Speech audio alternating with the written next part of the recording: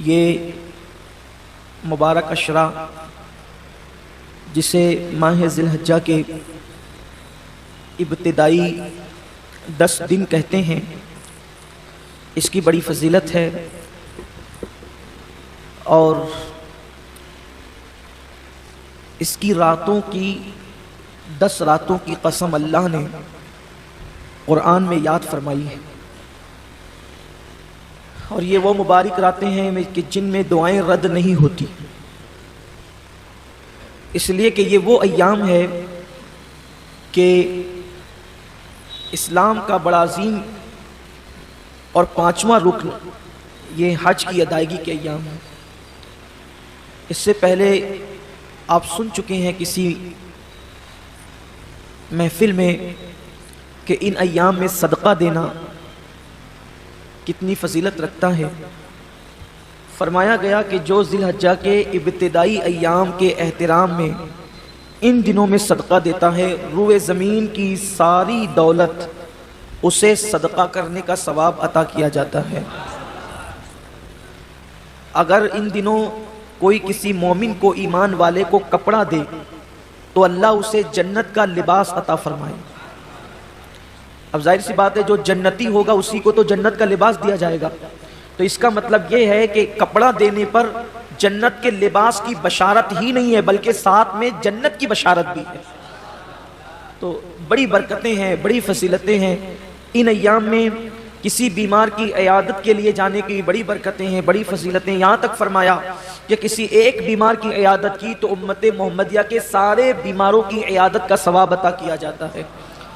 اس لیے یہ دن بڑے مبارک ہیں، اور اب جو شب شروع بھی ہے تو یہ وہ شب ہے کہ حاجی اس وقت منا کے میدان کی طرف روانہ ہو رہے ہوں گے لبیک کی صدائیں پڑھتے ہوئے۔ 8 تاریخ کی صبح کو جاتے ہیں، لیکن آج کل راستے کی ٹریفک کی وجہ سے وہ شام ہی سے لے کر کے جانا شروع ہو جاتے ہیں۔ بہت کرم ہوتا ہے ان راتوں میں، اور میرے اللہ کی شان سے یہ بہت بعید ہے کہ وہ مخصوص لوگوں پہ کرم کرے اور بقیہ لوگوں کو محروم کر دے۔ اگر کرم وہاں چھما چھم برستا ہے تو اس کے اثرات ہم پر بھی ظاہر ہوتے ہیں۔ بہت برکت والے دن ہیں، بڑی برکت والی راتیں ہیں، اور اب ہمارے یہاں ہندوستان کی تاریخ کے حساب سے کل ہی سے انشاءاللہ تبارک و تعالی جو ہے وہ تشریق کے معاملات شروع ہو جائیں گے، اور 9ویں کی فجر ہی سے انشاءاللہ تبارک و تعالی تکبیر تشریق کا ماحول ہوگا، اور پھر اس وقت پوری امت اور ہم سب وہ عظیم عبادت جسے قربانی کہتے ہیں اس کی تیاریوں کے اندر مصروف ہیں۔ قربانی جسے کہا جاتا ہے یہ حضرت ابو الانبیاء سیدنا ابراہیم علیہ السلام کی سنت ہے۔ ویسے تو جب سے اللہ تعالیٰ نے حضرت انسان کو پیدا کیا ہے اسی دن سے قربانی کا سلسلہ ہے، اور یہ جو قربانی ہے گویا کہ یہ بندوں کا امتحان ہے، اللہ کی طرف سے بندوں کا امتحان ہے کہ بندہ جان، مال اور اولاد میں ان سے زیادہ پیار کرتا ہے یا مجھ سے زیادہ پیار کرتا ہے۔ یہ امتحان ہے اللہ کی طرف سے، آزمائش ہے۔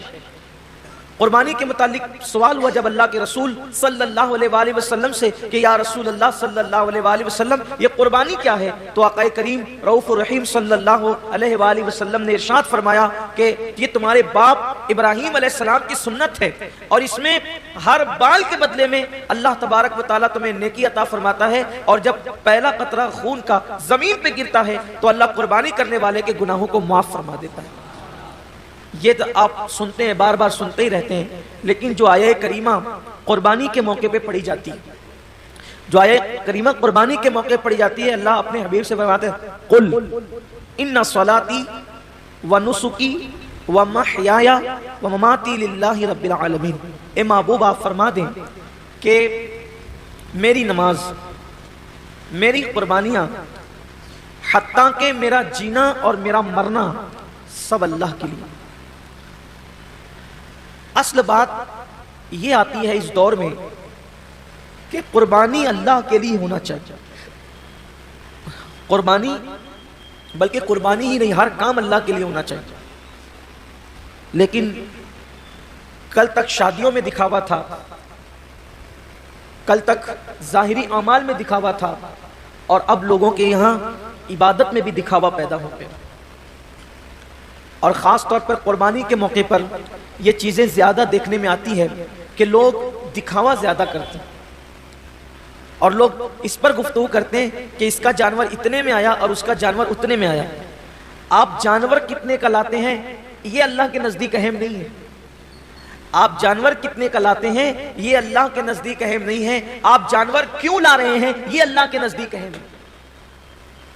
اس لیے کہ حدیث پاک میں آتا ہے کہ قیامت کے دن جب انسان کے اعمال کا دفاتر لے کر فرشتے اللہ کی بارگاہ میں پہنچیں گے تو ان کی نیکیاں بہت ساری ہوگی، اور فرشتے پیش کریں گے اللہ یہ کتنی نیکیاں لے کر کے آیا ہے. اللہ فرمائے گا فرشتوں تم نے صرف نیکی لکھی ہے کہ اس نے نیکی کی ہے، تمہاری نظر نیکی پر ہے، میری نظر نیکی کیوں کی ہے اس پر ہے، کیونکہ وہ علیم بذات الصدور ہے، وہ علیم و خبیر ہے. اللہ فرماتے ہیں کہ اس نے کیا کیوں ہے، اس پر میری نظر ہے. اے میرے فرشتوں اس نے نیکی تو کی ہے مگر میرے لیے نہیں کی ہے، اس لیے اسے گھسیٹتے ہوئے جہنم کے اندر لے جاؤ. انسان کتنا لگا رہا ہے یہ قیمتی نہیں ہے، کیوں لگا رہا ہے؟ للہ رب العالمین، اللہ کے لیے ہونا چاہیے.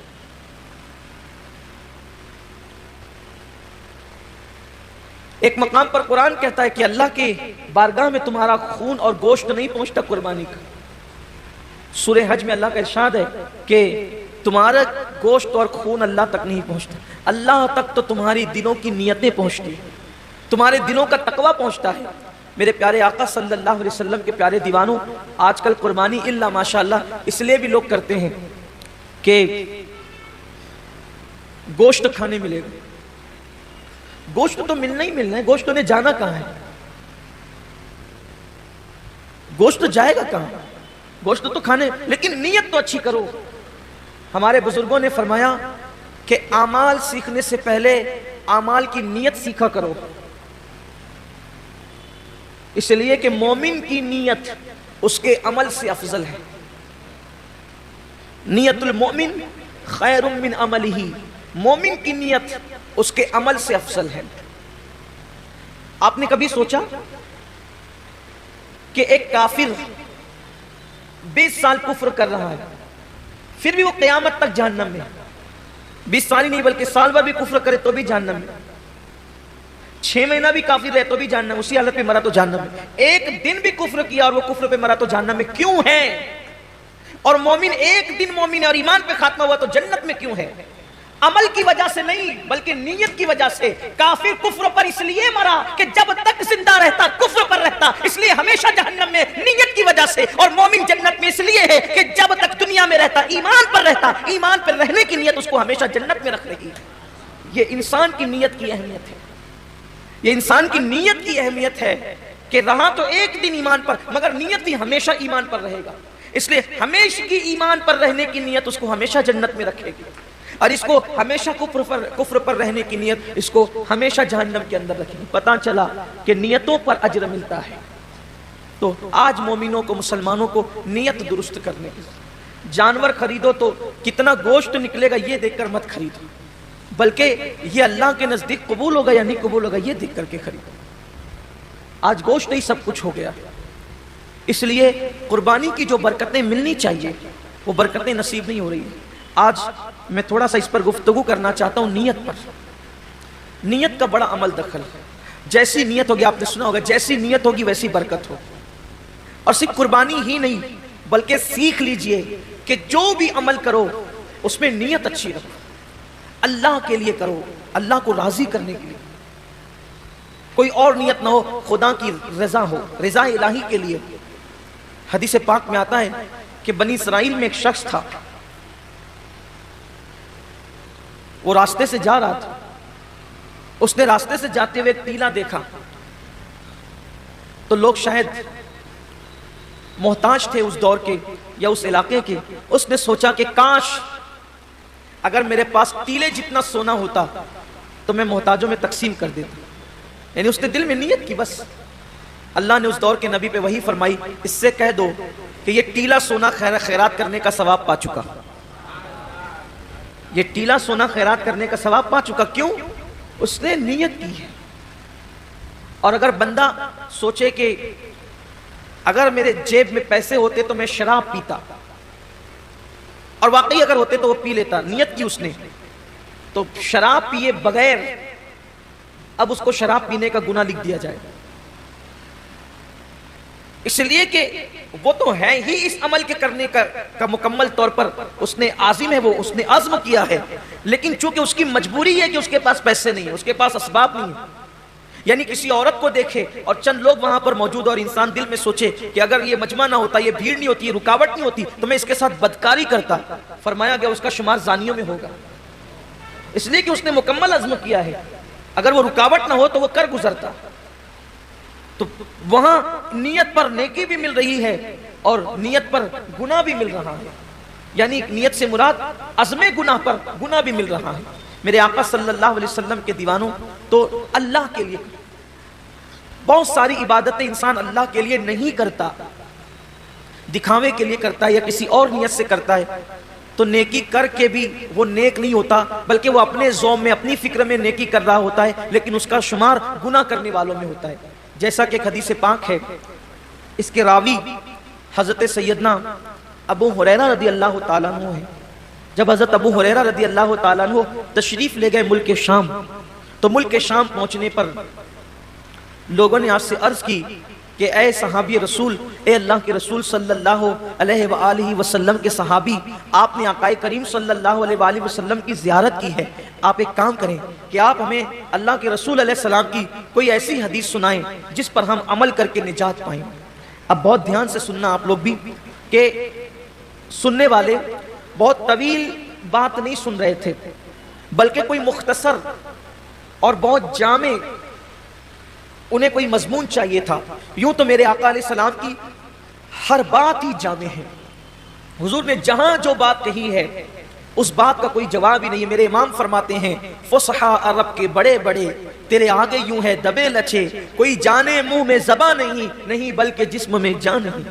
حضور نے جب باتیں کہی ہے تو ان کی باتوں کا کیا کہنا. آج بھی آقا علیہ السلام کی حدیث پڑھی جاتی ہے تو انسان پر ایک عجیب سا کیف چھا جاتا ہے. جب دوسروں کی زبان سے گفتگو مصطفیٰ سنی جاتی ہے تو ایسا کیف آتا ہے، جب وہ اپنی زبان سے خود اپنی بات کرتے ہوں گے تو اس وقت تو کیف و سرور کا عالم کیا ہوتا ہوگا. تو آقا کریم صلی اللہ علیہ وآلہ وسلم کے صحابی حضرت ابو ہریرہ رضی اللہ تعالیٰ عنہ سے اہل شام نے کہا، اے ابو ہریرہ، آپ آقا کریم صلی اللہ علیہ وآلہ وسلم کی کوئی ہمیں ایسی حدیث سنائیں کہ جس پہ عمل کر کے ہم نجات پائیں. اب یعنی کہ سنا تو بہت تھا حضرت ابو ہریرہ نے، لیکن اب کوئی ایسی روایت اس میں سے نکالنا ہے جو مختصر بھی ہو اور لوگوں کے لیے راہ نجات بھی ہو. اللہ اکبر. سیدنا ابو ہریرہ گویا کہ اپنے حافظے پر جو ہے وہ زور دینے لگے کہ میرے پاس جو ذخیرہ حدیث کا میرے حافظے کے اندر ہے ان میں سے کوئی ایک ان کو سنانا ہے. لیکن روایتوں میں آتا ہے، راوی بیان کرتے ہیں کہ جیسے ہی حضرت سیدنا ابو ہریرہ رضی اللہ تعالیٰ عنہ کو وہ حدیث یاد آئی وہ جس کو بیان کرنا چاہتے تھے،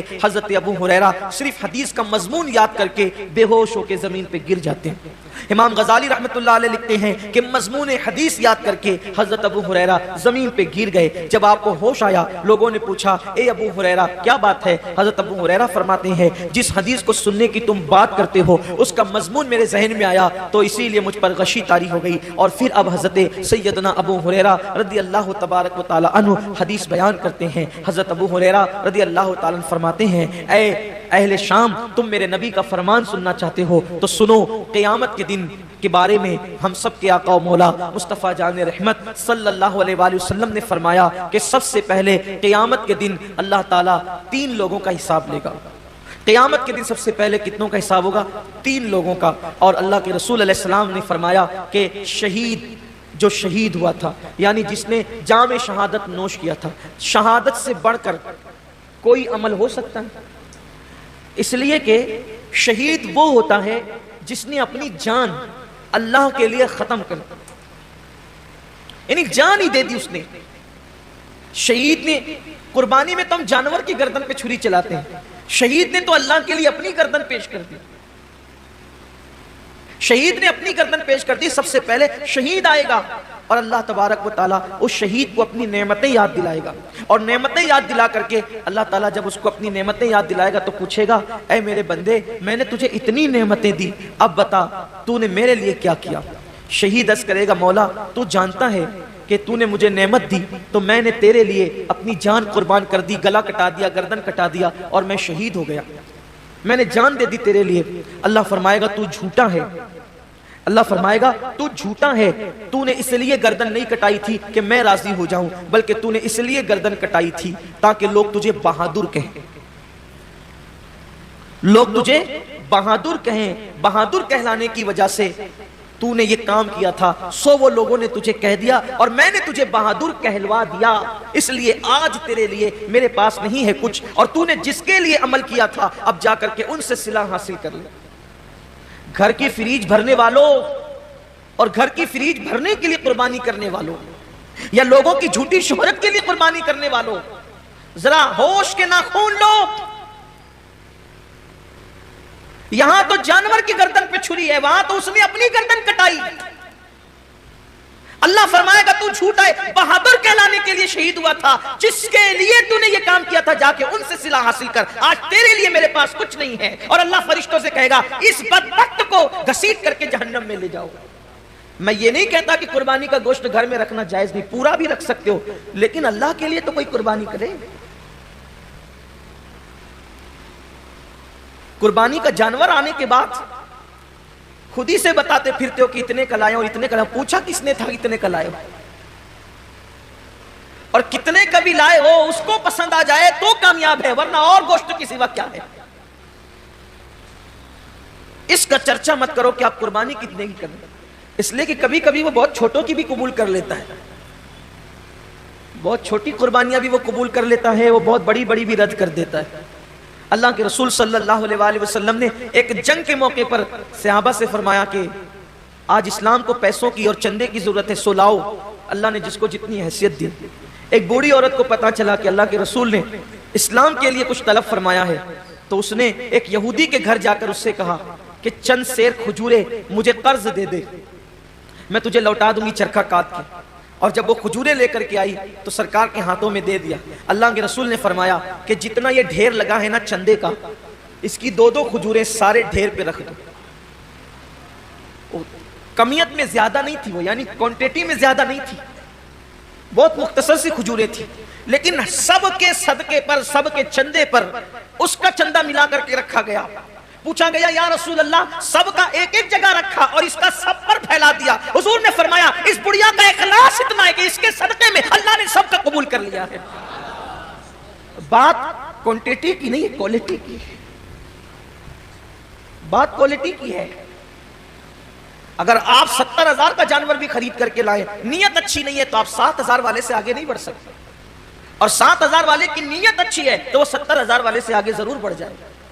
نیت بہت اچھی ہونی چاہیے، نیت کے اندر کوالٹی ہونی چاہیے۔ تو حضرت سیدنا ابو ہریرہ رضی اللہ تعالیٰ عنہ فرماتے ہیں کہ وہ شہید ہوگا، شہادت کے بعد بھی اس کو جہنم میں لے جایا جائے۔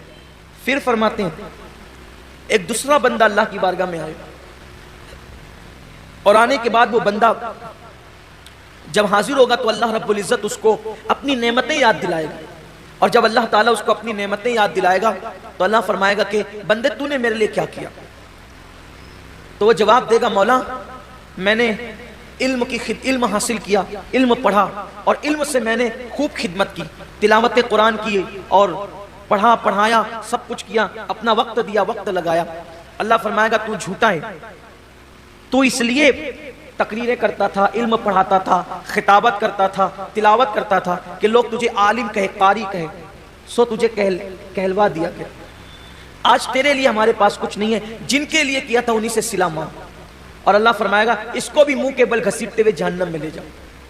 یعنی جس نے علم پڑھایا تھا، رات رات بھر مطالعہ کیا تھا، دن دن بھر لوگوں کے درمیان جا کر کے علوم حاصل کیے تھے، علم حاصل کیا تھا، لوگوں کے پاس سیکھا بھی تھا، سکھایا بھی تھا، تلاوتیں بھی کی تھی، لیکن اس کو وہاں کوئی صلہ نہیں ملے گا، اس لیے کہ اللہ کی رضا نہیں تھی، نیت اچھی نہیں تھی۔ آج آپ دیکھیں کہ ہماری نیتیں کہاں تک مخلص ہیں، ہماری نیتوں میں کہاں تک اخلاص ہے۔ قرآن تو کہہ رہا ہے وَمَحْيَايَ وَمَمَاتِي لِلَّهِ رَبِّ الْعَالَمِينَ کہ جینا بھی اللہ کے لیے اور مرنا بھی اللہ کے لیے. یہاں تو چند تھوڑی بہت عبادت بھی اللہ کے لیے نہیں کر سکتے. بلکہ حد تو یہ ہے کہ لوگ جنازے میں بھی جاتے ہیں تو اللہ کے لیے نہیں جاتے. حد تو یہ ہے کہ لوگ الیاذ باللہ جمعہ کی نماز میں بھی آتے ہیں تو لوگ سوچتے ہیں کہ کچھ لوگ مجھے دیکھ لیں کہ میں بھی مسجد میں آیا.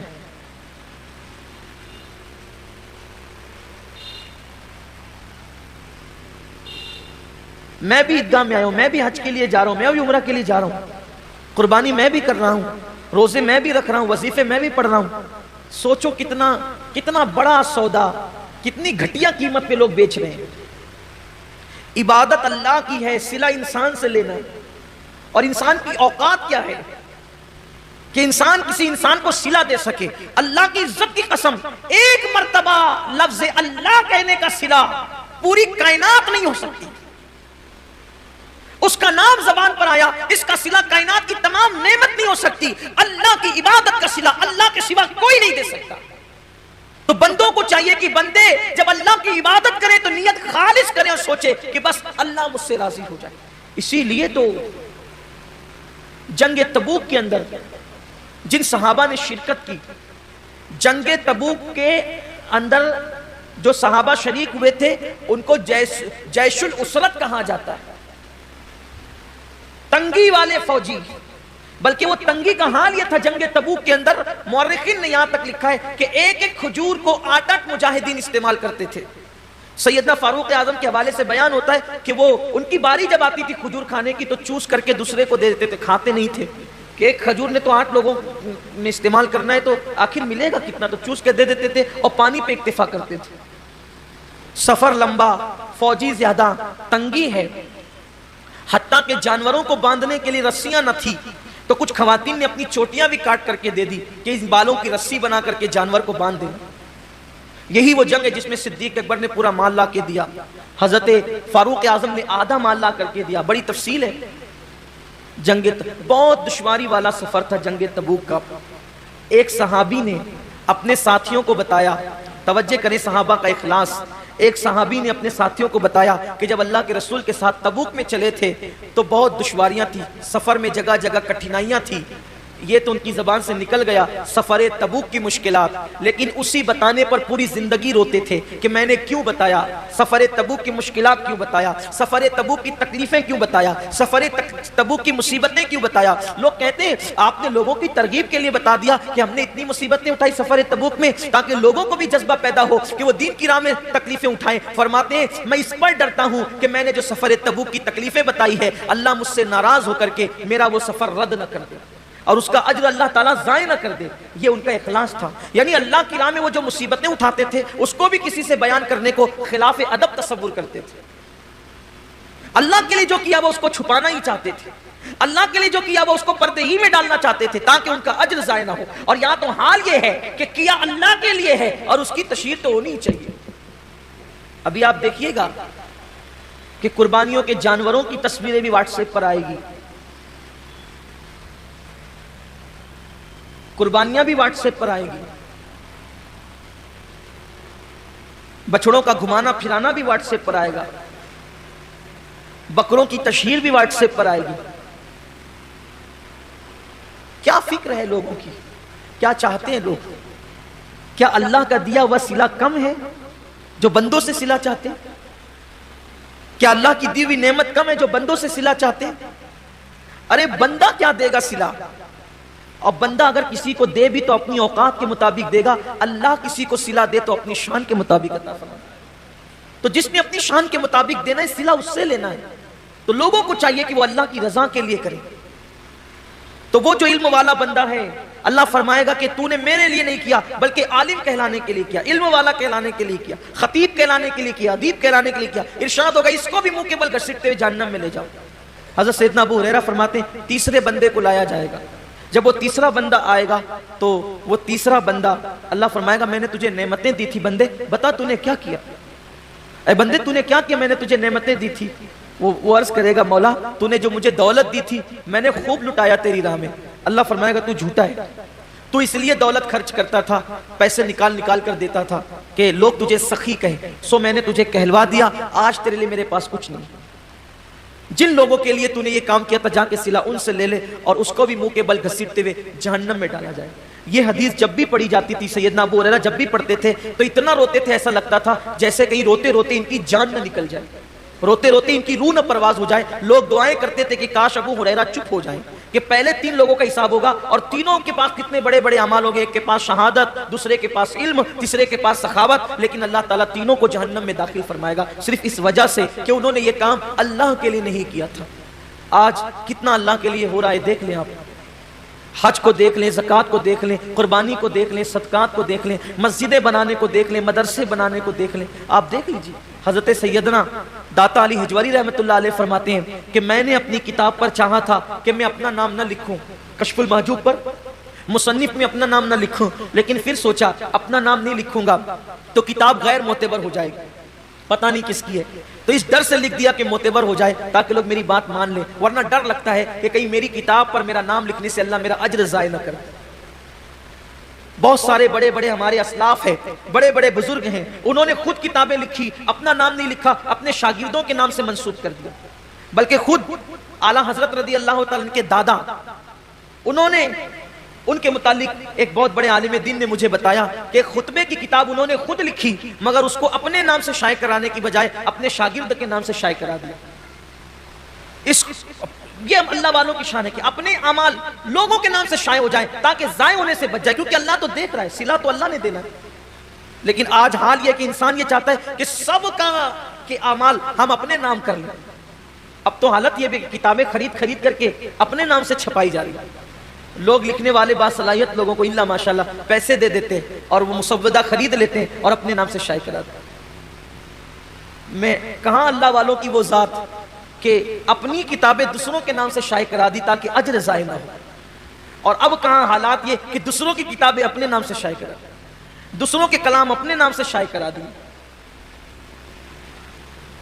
اس کا مطلب اخلاص رخصت ہو رہا ہے، لوگوں کے نزدیک اللہ کی رضا کی اہمیت نہیں رہ گئی، لوگوں کے نزدیک رضا الہی کی اہمیت نہیں رہ گئی، اور اللہ رب العزت اپنے محبوب سے فرما رہا ہے وَمَحْيَايَ وَمَمَاتِي لِلَّهِ رَبِّ الْعَالَمِينَ۔ حبیب اعلان کر دیے کہ زندگی بھی خدا کے لیے ہے اور موت بھی خدا کے لیے۔ اور یاد رکھنا، اپنی گفتگو کو سمیٹتے ہوئے کہہ رہا ہوں، جس کام میں اللہ کی رضا ہوگی یا اللہ کی رضا کی نیت ہوگی، جس کام میں اخلاص ہوگا، اس کام میں اللہ رب العزت کی رضا شامل ہوگی، تو اس میں اللہ کی طاقت اور قوت بھی شامل ہوگی۔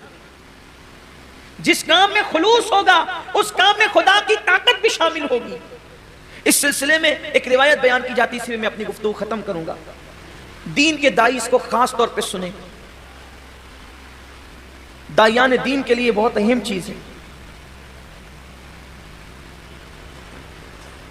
حدیث پاک کا مفہوم ہے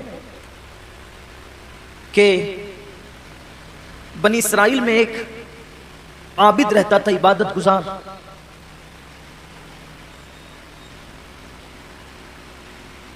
اس نے دیکھا کہ اس کے علاقے کے لوگ ایک درخت کی پوجا کرتے ہیں، درخت کی عبادت کرتے ہیں۔ اس کو احساس ہوا کہ میرے اللہ کے ہوتے ہوئے غیر اللہ کی عبادت کوئی کیوں کرے، تو سوچا کہ یہ درخت ہی کاٹ دو تاکہ شرک کی جڑیں کٹ جائے۔ کڑاڑی جو ہے وہ کندھے پہ رکھی اور کندھے پہ کڑاڑی رکھ کر کے نکلا۔ اب شیطان کو کب گوارا تھا کہ شرک ختم ہو یا شرک کا خاتمہ ہو؟ شیطان تو گمراہی، کفر و شرک، گناہ، بے باکی، وہ تو فواحشات عام ہی کرنا چاہتا ہے۔ تو وہ آیا، اب یہاں دھیان سے سننا، بہت غور سے سننے کی بات۔ شیطان آیا اور اس نے آ کر کے پہلے اس کو یہ کہا کہ آپ کہاں جا رہے ہیں؟ شیطان کی عادت ہے جیسا آدمی ویسی بات، آپ کہاں جا رہے ہیں؟ اس نے کہا یہ درخت ہے، لوگ اس کی عبادت کرتے ہیں، شرک کرتے ہیں، میں اس کو کاٹنے جا رہا ہوں تاکہ لوگوں کو شرک سے نجات مل جائے۔ اس نے کہا میں تجھے جانے نہیں دوں، اپنا اپنا کام کرو، جاؤ۔ اس نے کہا میں جاؤں گا۔ کہا کہ میں جانے نہیں دوں گا۔ اس نے کہا میں جاؤں گا۔ تو اگر تو جائے گا تو تیرے لیے ایک شرط ہے، اگر تجھے جانا ہے تو پہلے تجھے مجھ سے لڑنا پڑے گا، پھر میں تجھے جانے دوں گا۔ اب چونکہ اس کے اندر اخلاص بھرا تھا، حالانکہ شیطان سے لڑنا کوئی آسان کام نہیں، شیطان کے پاس اتنی طاقت ہے کہ وہ 2 انگلیوں میں انسان کو مسل سکتا ہے، کیونکہ وہ آگ سے بنا ہوا ہے نا، وہ آگ سے بنایا گیا، مسلے گا تو انسان مر ہی جائے گا۔ لیکن جہاں اللہ کی رضا ہوگی وہاں اللہ کی قوت بھی ہوگی، یہ خاص بات، اللہ کی طاقت بھی ہوگی۔ بڑی معذرت کے ساتھ اگر آپ برا نہ مانے تو میں ایک بات کہوں، قربانیوں کے معاملے میں جو کھینچا تانی مچی ہے نا ہندوستان میں، شاید اخلاص میں کمی آئی ہے تو یہ دن دیکھنے پڑے۔ میرا ایمان کہتا ہے کہ اگر یہ کام اللہ کے لیے ہوتا تو کسی کی ماں نے دودھ نہ پلایا تھا کہ یہ دن ہمیں دے، مگر ہم نے اللہ کے لیے کرنا جب چھوڑا اور ٹکیا اور کباب کے پیچھے پڑ گئے، پھر دنیا نے یہ دن۔ ہنسنے کی بات نہیں ہے یہ، اس لیے کہ جس کام میں رضا الہی ہو، میں یہ نہیں کہتا کہ سب کی نیت اس، اکثر کی جو ہے وہ میں بات اکثریت کی بات کر، اللہ کے کچھ بندے ہیں ایسے جنہیں آپ انگلیوں پہ گن سکتے ہیں۔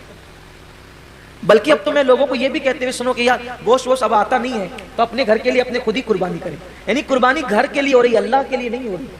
یہ ہم نے اپنے کانوں سے کہتے ہوئے سنا ہے کہ اب گوشت کوئی بانٹتا اٹھتا نہیں ہے تو ہم بھی اپنے گھر کے لیے کریں، یعنی نہیں آ رہا ہے نا گوشت تو خریدنے سے اچھا ہے کہ ہم بھی کچھ پیسے زیادہ ڈال کر کے ایک جانور ذبح کر لیں۔ یہ صورتحال وہ اللہ کی رضا کا والے جو کام ہوتے ہیں پھر اس میں قدرت کی قوت شامل ہوتی ہے۔ اگر آج بھی مسلمان توبہ کر کے مخلص ہو جائیں، مجھے اللہ کی ذات سے امید ہے، دیکھیں ابھی حالت بدلیں گے، ابھی مسلمانوں کی حالت بدلے گی، لوگ اللہ کے لیے کریں گے۔ تو شیطان نے کہا کہ مجھ سے تجھے لڑنا پڑے گا تب تو جائے گا۔ اس نے کہا ٹھیک ہے میں لڑنے کے لیے تیار ہوں۔ دونوں کشتی لڑنے لگے، اس عابد نے شیطان کو پچھاڑ دیا، اس کے سینے پہ بیٹھ گیا، یعنی اللہ نے اس میں اتنی طاقت دے دی، شیطان کو پچھاڑ دیا۔ شیطان کسی سے نہیں ہارتا سوائے مخلصین کے، صرف وہ اخلاص والوں سے ہارتا ہے۔ بڑا بڑا پہلوان اس کے نزدیک کوئی اہمیت نہیں رکھتا، اس کے نزدیک سب سے بڑا پہلوان مخلص ہے، یعنی اللہ کے لیے کام کرنے والا ہے۔ وہاں دبلے پتلے کا اعتبار نہیں ہے، وہاں سب سے بڑی طاقت اخلاص کی طاقت ہے۔ کیونکہ جب اس نے کہا تھا کہ میں بیٹھ کر تیرے بندوں کو بہکاؤں گا ورگلاؤں گا، تو اللہ نے فرمایا تھا جا، تجھ پر میرے مخلص بندوں پر تیرا وار نہیں چلے گا، میرے مخلصین پر تیرا وار نہیں چلے گا، یعنی اہل اخلاص کو تو نہیں بگاڑ سکتا جو میرے لیے زندگیاں گزارتے ہیں۔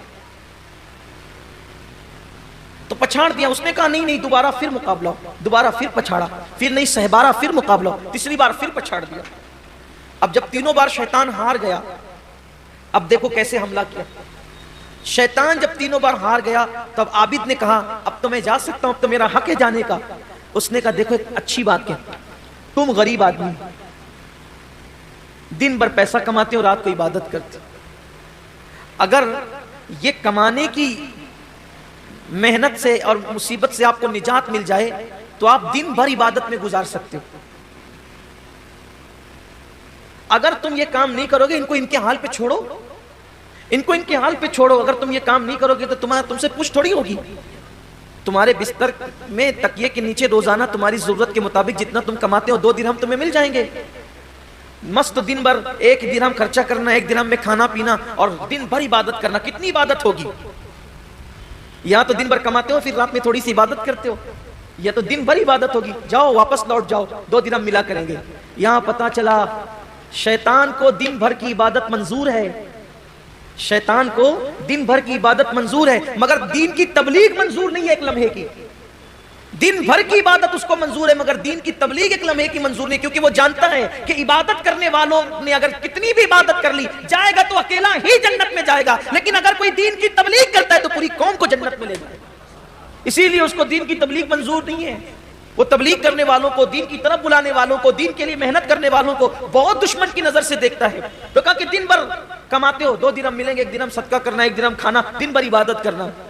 لیکن یاد رکھیں ایک منزل ایسی آتی ہے، میں نے اپنے قائد اپنے امیر سے یہ بات انہوں نے مجھے بطور نصیحت کہا تھا، میں نے سنی ہے۔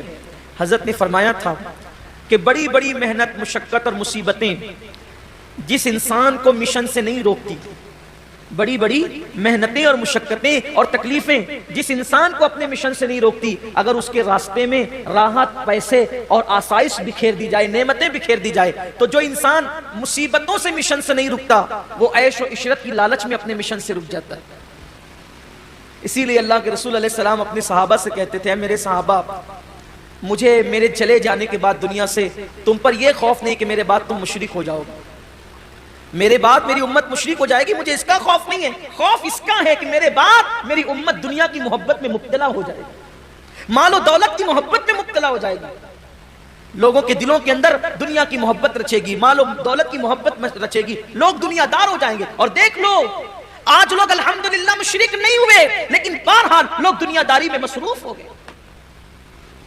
دنیا کی محبت اس قدر لوگوں کے دلوں میں آ گئی ہے کہ اللہ اکبر، ایک طرف اذان ہو رہی ہے اور ایک طرف دکان ہے، تو لوگ نماز پر دکان کو ترجیح دیتے۔ کیا وہ حسین اور خوبصورت دن تھے جب اذان ہوتی تھی تو مسلمانوں کی دکانیں یہ کہہ کے بند ہو جاتی تھی، گاہکوں کو کہہ کے کہ ابھی واپس جاؤ، نماز کے بعد آنا۔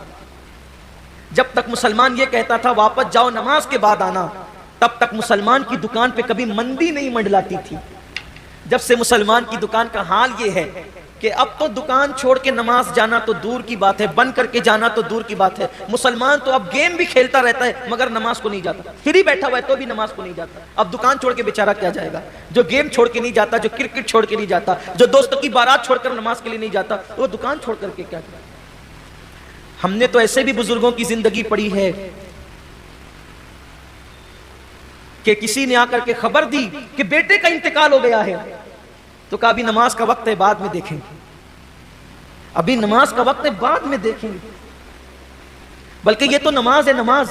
ایک بزرگ کے بیٹے کا انتقال ہو گیا اور آپ جا رہے تھے امام اعظم کی بارگاہ میں علم حاصل کرنے کے لیے، تو انہوں نے فرمایا کہ ابھی میں پڑھنے جا رہا ہوں، تم جا کر اس کو دفن کر دو۔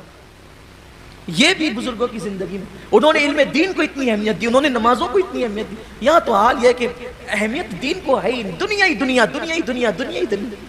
بلکہ اب تو عبادت بھی کرتے ہیں دنیا کے لیے۔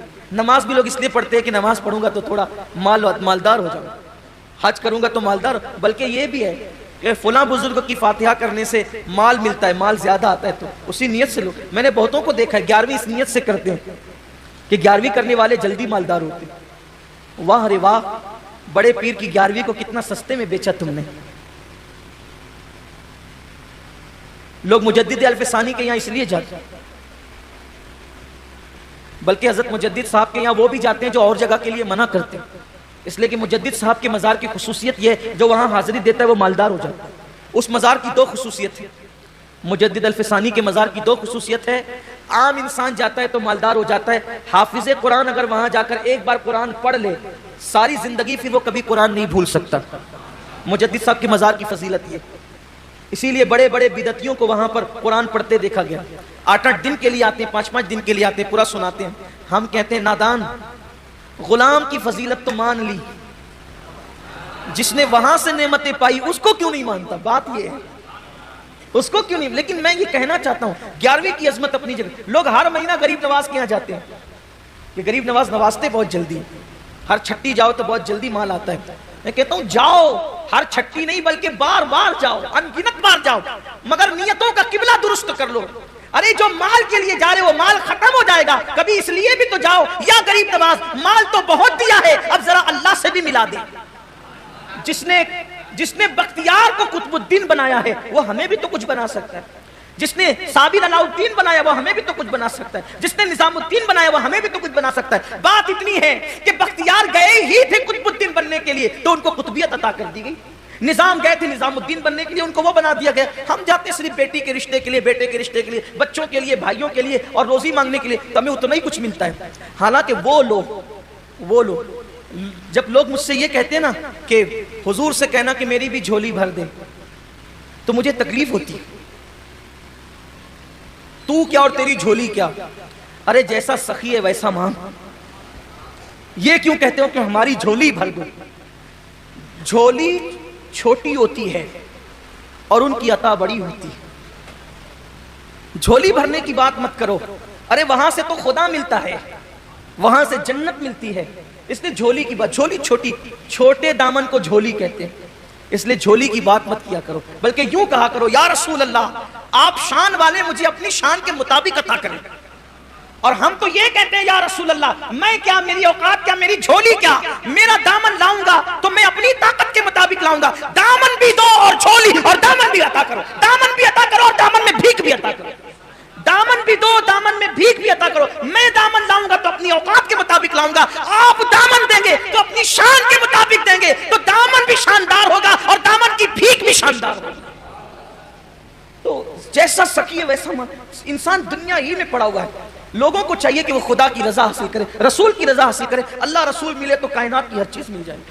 یہ اللہ والے یہی تھے، یہ اتنے مخلص تھے کہ بس یہی چاہتے تھے. تو بات ختم کرنے لگا ہوں، دور نہ چلی جائے بات، کہ اس عابد سے کہا کہ 2 سکے تمہیں ملا کریں گے، دن بھر عبادت کرنا، 1 درہم صدقہ کرنا.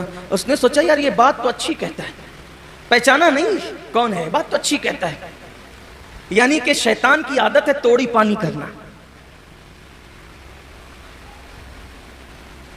وہ اس عابد سے توڑی پانی کرنے لگا اپنی زبان میں. اسی لیے آپ بھی ذرا ہوشیار رہو. ریاست اور سیاست کی اصلاح کا نعرہ لگانے والا ہر آدمی مخلص نہیں ہوتا. کچھ شیطان کے توڑی باز لوگ بھی ہوتے ہیں جو آپ کو بیچنے کے لیے کہیں لے جاتے ہیں. تو کسی کے ساتھ جانے سے پہلے ذرا ہوش لے لیا کرو کہ آپ کو جانا کس کے ساتھ. ہم تو کسی کے ساتھ نہیں جاتے، لیکن آپ سے بھی کہتے ہیں کہ جانے سے پہلے سوچا کرو کہ جانا کس کے ساتھ، کہ لوگ آپ کو بیچ نہ ڈالیں. اس لیے کہ شیطان جب عبادت خرید سکتا ہے تو آپ کون ہیں اور ہم کون ہیں. تو 2 درہم پہ بیچارہ عابد بک گیا اور اس نے کہا ٹھیک ہے واپس جاتے. وہ واپس چلا بھی گیا. جب وہ واپس گیا تو پہلے دن تو 2 سکے ملے اس کو. اب وہ شیطان جھوٹا مکار، مکاریوں کی انتہا اس کے اندر ہے. اس نے کب اپنے وعدے کو وفا کرنا؟ وعدہ وفا کرنا تو میرے اللہ کی شان ہے. ان اللہ لا یخلف المیعاد. اللہ اپنے وعدے کے خلاف نہیں کرتا. حد ہے کہ جو وعدہ خلافی نہیں کرتا اس کے لیے لوگ نہیں کرتے، اور جو وعدہ خلافیاں کرتے ہیں ان کے پیچھے دوڑتے رہتے ہیں، دوڑ بھاگ کرتے رہتے ہیں. تو جب دوسرے دن نہیں ملا تو کوچے سوچے آج تو درخت کاٹ ہی ڈالوں گا چاہے کوئی آ جائے. کندھے پہ کڑائی رکھی، چلا تھوڑی دیر پہنچا تو وہی جناب ملے. کہا جانے نہیں دوں گا. کہا مگر میں تو جاؤں گا. کہا کشتی لڑنی ہوگی. اب زوم تھا نا کہ ہم تو پہلے جیت چکے ہیں، ہم تو پہلے جیت چکے. زوم تھا. اس نے کہا ٹھیک ہے لڑو. کڑاڑی رکھی جیسے لڑی. اب شیطان نے اس کو پٹک دیا، سینے پہ بیٹھ گیا. جب سینے پہ بیٹھا تو کہا نہیں دوبارہ. پھر سہبارہ، پھر 3 بار کیا ویسے ہی. شیطان نے اس کو پٹکا. کہا اب تو جانے نہیں دوں گا، چل بھاگ یہاں سے، چل واپس. اس نے کہا جاتا ہوں لیکن بتائیے جناب آپ ہے کون؟ اور پہلی بار جیتا اور دوسرے دن میں ہار گیا. 2 دن پہلے تو میں جیتا تھا آپ سے، ابھی ہار کیسے گیا؟ تب شیطان نے جواب دیا کہ مجھے شیطان کہتے ہیں، اور پہلی بار جیتے تھے نا اس کی وجہ یہ تھی، پہلی بار آپ نکلے تھے اللہ کے لیے اور دوسری بار نکلے تھے آپ پیسے کے لیے. جب اللہ کے لیے نکلے تھے تو آپ جیت گئے تھے، پیسوں کے لیے نکلے تو آپ ہار گئے. تو اللہ کے لیے کی اہمیت ہے. مسلمانوں کو چاہیے قربانی اللہ کے لیے کریں. بلکہ میں تو اخیر میں یہ بھی کہتا ہوں اللہ سب سے پہلے مجھے آپ سب کو توفیق دے، اپنی زندگی بھی اللہ کے لیے گزارو اور موت کی تیاری بھی اللہ کے لیے کرو. دنیا پہ کیسے ہی حالات آئیں ہم سکون میں رہیں گے، ہم اطمینان میں رہیں گے. اس لیے کہ جو چیز اللہ والی ہو جاتی ہے اس کی حفاظت اللہ اپنے ذمہ کرم پر لے لیتا ہے. اگر جان اللہ والی ہو گئی اس کی حفاظت اللہ کے ذمہ کرم پر. مال اللہ والا ہو گیا اس کی حفاظت اللہ کے ذمہ کرم پر. اپنی اولاد اللہ والی ہو گئی اس کی حفاظت اللہ کے ذمہ کرم پر. تو یاد رکھیں اپنی سب چیز اللہ کے لیے کر دیں انشاءاللہ. دنیا کے اندر ایک تحقیق کے مطابق 250 کروڑ مسلمان بستے ہیں، یعنی تقریباً 2.25 ارب مسلمان بستے ہیں. اور سب کو یہ دعویٰ ہے کہ میں مسلمان ہوں، لیکن اللہ ہی جانتا ہے کہ کس کا ایمان اللہ کی بارگاہ میں مقبول ہے. اس لیے کہ ہم اپنے متعلق جو گمان کر لیں، لیکن قدرت کا فیصلہ جب تک نہ ہو اس وقت تک نہ آپ نمازی ہیں نہ ہم نمازی ہیں. اگر انسان پوری زندگی نماز پڑھے اور وہاں نمازیوں کی صف میں نام نہ لکھا جائے تو آدمی زندگی بھر سجدے کر کے بھی رب کی بارگاہ میں ساجد نہیں ہو سکتا. وہ تو مولا کی شان ہے کہ ہزاروں سال سجدہ کرنے والے کو ایک سجدہ نہ کرنے کی بنیاد پر شیطان بنا دیا جاتا ہے. وہاں معاملہ بڑا نازک ہے.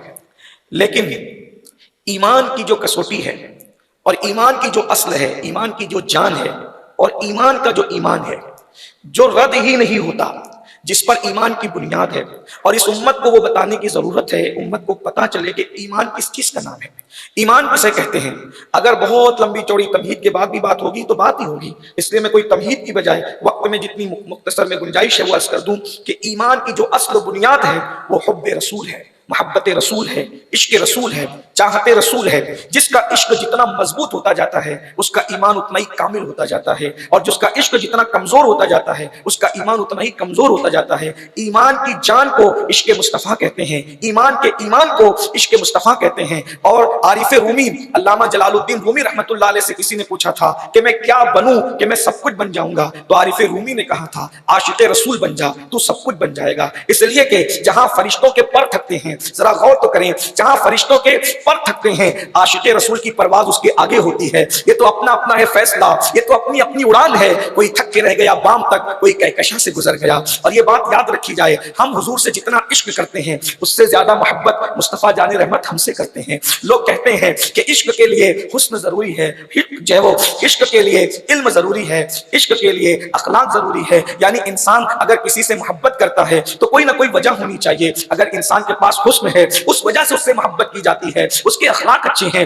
اس وجہ سے اس سے محبت کی جاتی ہے, اس کا کردار اچھا ہے اس لیے اس سے محبت کی جاتی ہے, اس کے پاس علم زیادہ ہے اس لیے اس سے محبت کی جاتی ہے. اگر محبتوں کے یہی اصول ہیں تو ہم دیکھتے جائیں کہ مصطفیٰ جان رحمت کے پاس حسن کتنا تھا, حضور کے پاس خوبصورتی کتنی تھی. اللہ نے اپنی مخلوق میں اتنا خوبصورت کسی کو پیدا ہی نہیں کیا. نہ فرشتوں کی کائنات میں ان سے زیادہ کوئی خوبصورت ہے, نہ جنوں کی کائنات میں ان سے زیادہ کوئی خوبصورت ہے, نہ انسانوں کی کائنات میں کوئی ان سے زیادہ خوبصورت ہے. کہتے ہیں کہ نبیوں میں سب سے زیادہ حسن جس کا مشہور ہوا ہے وہ سیدنا یوسف علیہ السلام کی ذات ہے. حضرت یوسف بڑے خوبصورت تھے. حضرت قاضی ثناء اللہ پانی پتی رحمۃ اللہ علیہ اپنی شورِ آفاق تفسیر میں لکھتے ہیں, قاضی ثناء اللہ رحمۃ اللہ علیہ اپنی شورِ آفاق تفسیر مظہری میں لکھتے ہیں کہ حسن یوسف اتنا تھا کہ جس گلی سے گزرتے تھے وہ گلی روشن ہو جایا کرتی تھی. یہ حسن مصطفیٰ ہے. یعنی حضرت یوسف علیہ السلام کا حسن اتنا تھا کہ جس گلی میں چلے جاتے گلی روشن ہوتی. حالانکہ یہ بات آج کے دور میں لوگوں کو شاید سمجھ میں نہ آئے, لیکن جو قاضی ثناء اللہ پانی پتی کے علمی مرتبے کو جانتا ہے شاید وہ انکار نہیں کر سکے گا. اس لیے کہ یہ وہ بندہ ہے جو بغیر چھانے, ایک تو لوگ چھلنی سے چھانتے ہیں, ایک تو لوگ کپڑے سے چھانتے ہیں, یہ وہ بندہ ہے جو علم کو کپڑوں سے چھاننے والا ہے. قاضی ثناء اللہ پانی پتی رحمۃ اللہ علیہ یہ وہ بندہ ہے کہ اہل بدعت یعنی 1857 کے بعد جو فرقے پیدا ہوئے ہیں وہ فرقے بھی شخص کی بات کا انکار نہیں کر پاتے. یہ اتنا بڑا آدمی ہے علم کے معاملے میں. قاضی صاحب لکھتے ہیں اس میں یوسف اتنا تھا کہ گلیاں روشن ہو جاتی تھی اس میں یوسف سے, لیکن ساتھ ہی یہ بھی کہتے ہیں کہ اس میں یوسف ہے جس سے گلیاں روشن ہوتی ہے. اس لیے کہ گلی تو چہرے سے روشن ہوتی ہے لیکن حسن مصطفیٰ یہ ہے جس سے دل منور ہو گئے. اس لیے کہ گلی کا روشن ہونا یہ بھی بڑی بات ہے, لیکن یاد رکھیے چہرے یوسف کی روشنی دل تک نہیں پہنچی, لیکن حسن مصطفیٰ کی شان یہ ہے کہ جو ان کو دیکھ لیتا تھا اس کے دل جگمگانے لگتے تھے. اسی کو میرے امام کہتے ہیں اللہ اکبر, جس سے تاریک دل جگمگانے لگے اس چمک والی رنگت پہ لاکھوں سلام. یوسف علیہ السلام کو جو دیکھ لیتا تھا اس کی بھوک مٹ جاتی تھی, اور مصطفیٰ جان رحمت کو جو ایمان کی حالت میں دیکھ لیتا تھا اس پر جہنم کی آگ حرام ہو جاتی تھی. دیکھیں دونوں میں فرق کتنا ہے آقا کریم صلی اللہ علیہ وآلہ وسلم کے حسن میں. اور ایک بات مجھے یہاں یاد آئی, ایک دن ام المومنین سیدہ عائشہ صدیقہ نے پوچھا یا رسول اللہ آپ زیادہ خوبصورت ہیں یا حضرت یوسف زیادہ خوبصورت ہیں؟ ایک سوال ہے. اللہ کے رسول علیہ السلام میں بہت کم کہتے تھے. آپ نے میں کہا, بہت جگہ پہ کہا, لیکن بہت کم کہا. حضور کی پوری زندگی میں سب سے کم جو الفاظ سننے میں آئے وہ میں ہے, اور جو لفظ سننے میں ہی نہیں آیا وہ نا. حضور نے کبھی کسی کو نا نہیں کہا, میں کم کہا اور نا کبھی نہیں کہا. میرے امام کہتے ہیں واہ کیا جود و کرم ہے, شہد بتا تیرا نہیں سنتا ہی نہیں مانگنے والا تیرا. صوفیہ کہتے ہیں کہ اگر کلمے میں لا نہ ہوتا نہیں تو حضور کی زبان پر کبھی لا آتا ہی نہیں. تارے چلتے ہیں عطا کہ وہ ہے قطرہ تیرا, تارے کھلتے ہیں سخا کہ وہ ہے ذرہ تیرا, اور میں تو مالک ہی کہوں گا کہ وہ مالک کے حبیب یعنی محبوب و محب میں نہیں میرا تیرا. آقا علیہ السلام سے ام المومنین نے پوچھا حضور آپ زیادہ خوبصورت ہیں یا حضرت یوسف زیادہ خوبصورت تھے؟ میرے آقا علیہ السلام کا جواب کتنا خوبصورت تھا. جس کی بولی اتنی خوبصورت ہو اس کی صورت کتنی خوبصورت ہوگی. آقا فرماتے عائشہ میرے حسن میں نمک ہے. زندگی بھر تشریح کرتے جائیے, اس حدیث کی زندگیاں ختم ہوگی, حدیث کی تشریح ختم نہیں ہوگی. کیا فرمایا میرے حسن میں نمک ہے. میں تلاش کرنے لگا کہ آخر حضور نے ایسا کیوں کہا, تو مجھے اس حدیث کی تشریح سیدی اعلیٰ حضرت کے ایک رسالے میں ملی کہ وہ لکھتے ہیں کہ حسن میں نمک ہے. دیکھیے حضرت یوسف کے حسن کی لاج بھی رکھی اور اپنا حسن بھی بیان کر دیا. حسن یوسف کی لاج, کیا حضور کی شان ہے کہ حسن یوسف کی لاج بھی رکھی اور اپنا حسن بھی بیان کر دیا. فرمایا عائشہ میرے حسن میں نمک ہے. کیا مطلب؟ ایک انسان ہے, سمجھ لیجئے کہ ہمارے ڈاکٹر صاحب کو لے لیں یا ہمارے مخیر قوم فاروق درویش صاحب کو لے لیں یا کسی اور کو لے لیں, اقبال صاحب کو لے لیں. انہوں نے اپنے گھر آپ لوگوں کی ہم سب کی دعوت کی. دعوت کرنے کے بعد ان غیرت مند اللہ والوں نے سوچا کہ بلایا ہم نے اللہ والوں کو ہے، کھانا ایسا بنائیں گے کہ سب تعریف کرتے ہوئے جائیں. تو کہا کہ کام کرتے ہیں، وہ سفید جو فارم کی مرغی ہے اس میں وہ نہیں بنانا، اس میں دیسی مرغیاں جمع کرو وہ بناؤ، مسالے یہاں کے نہیں، مسالے تو پھر مدینہ منورہ کے لا کے ڈالو، اور کوئی کسر نہیں چھوڑی.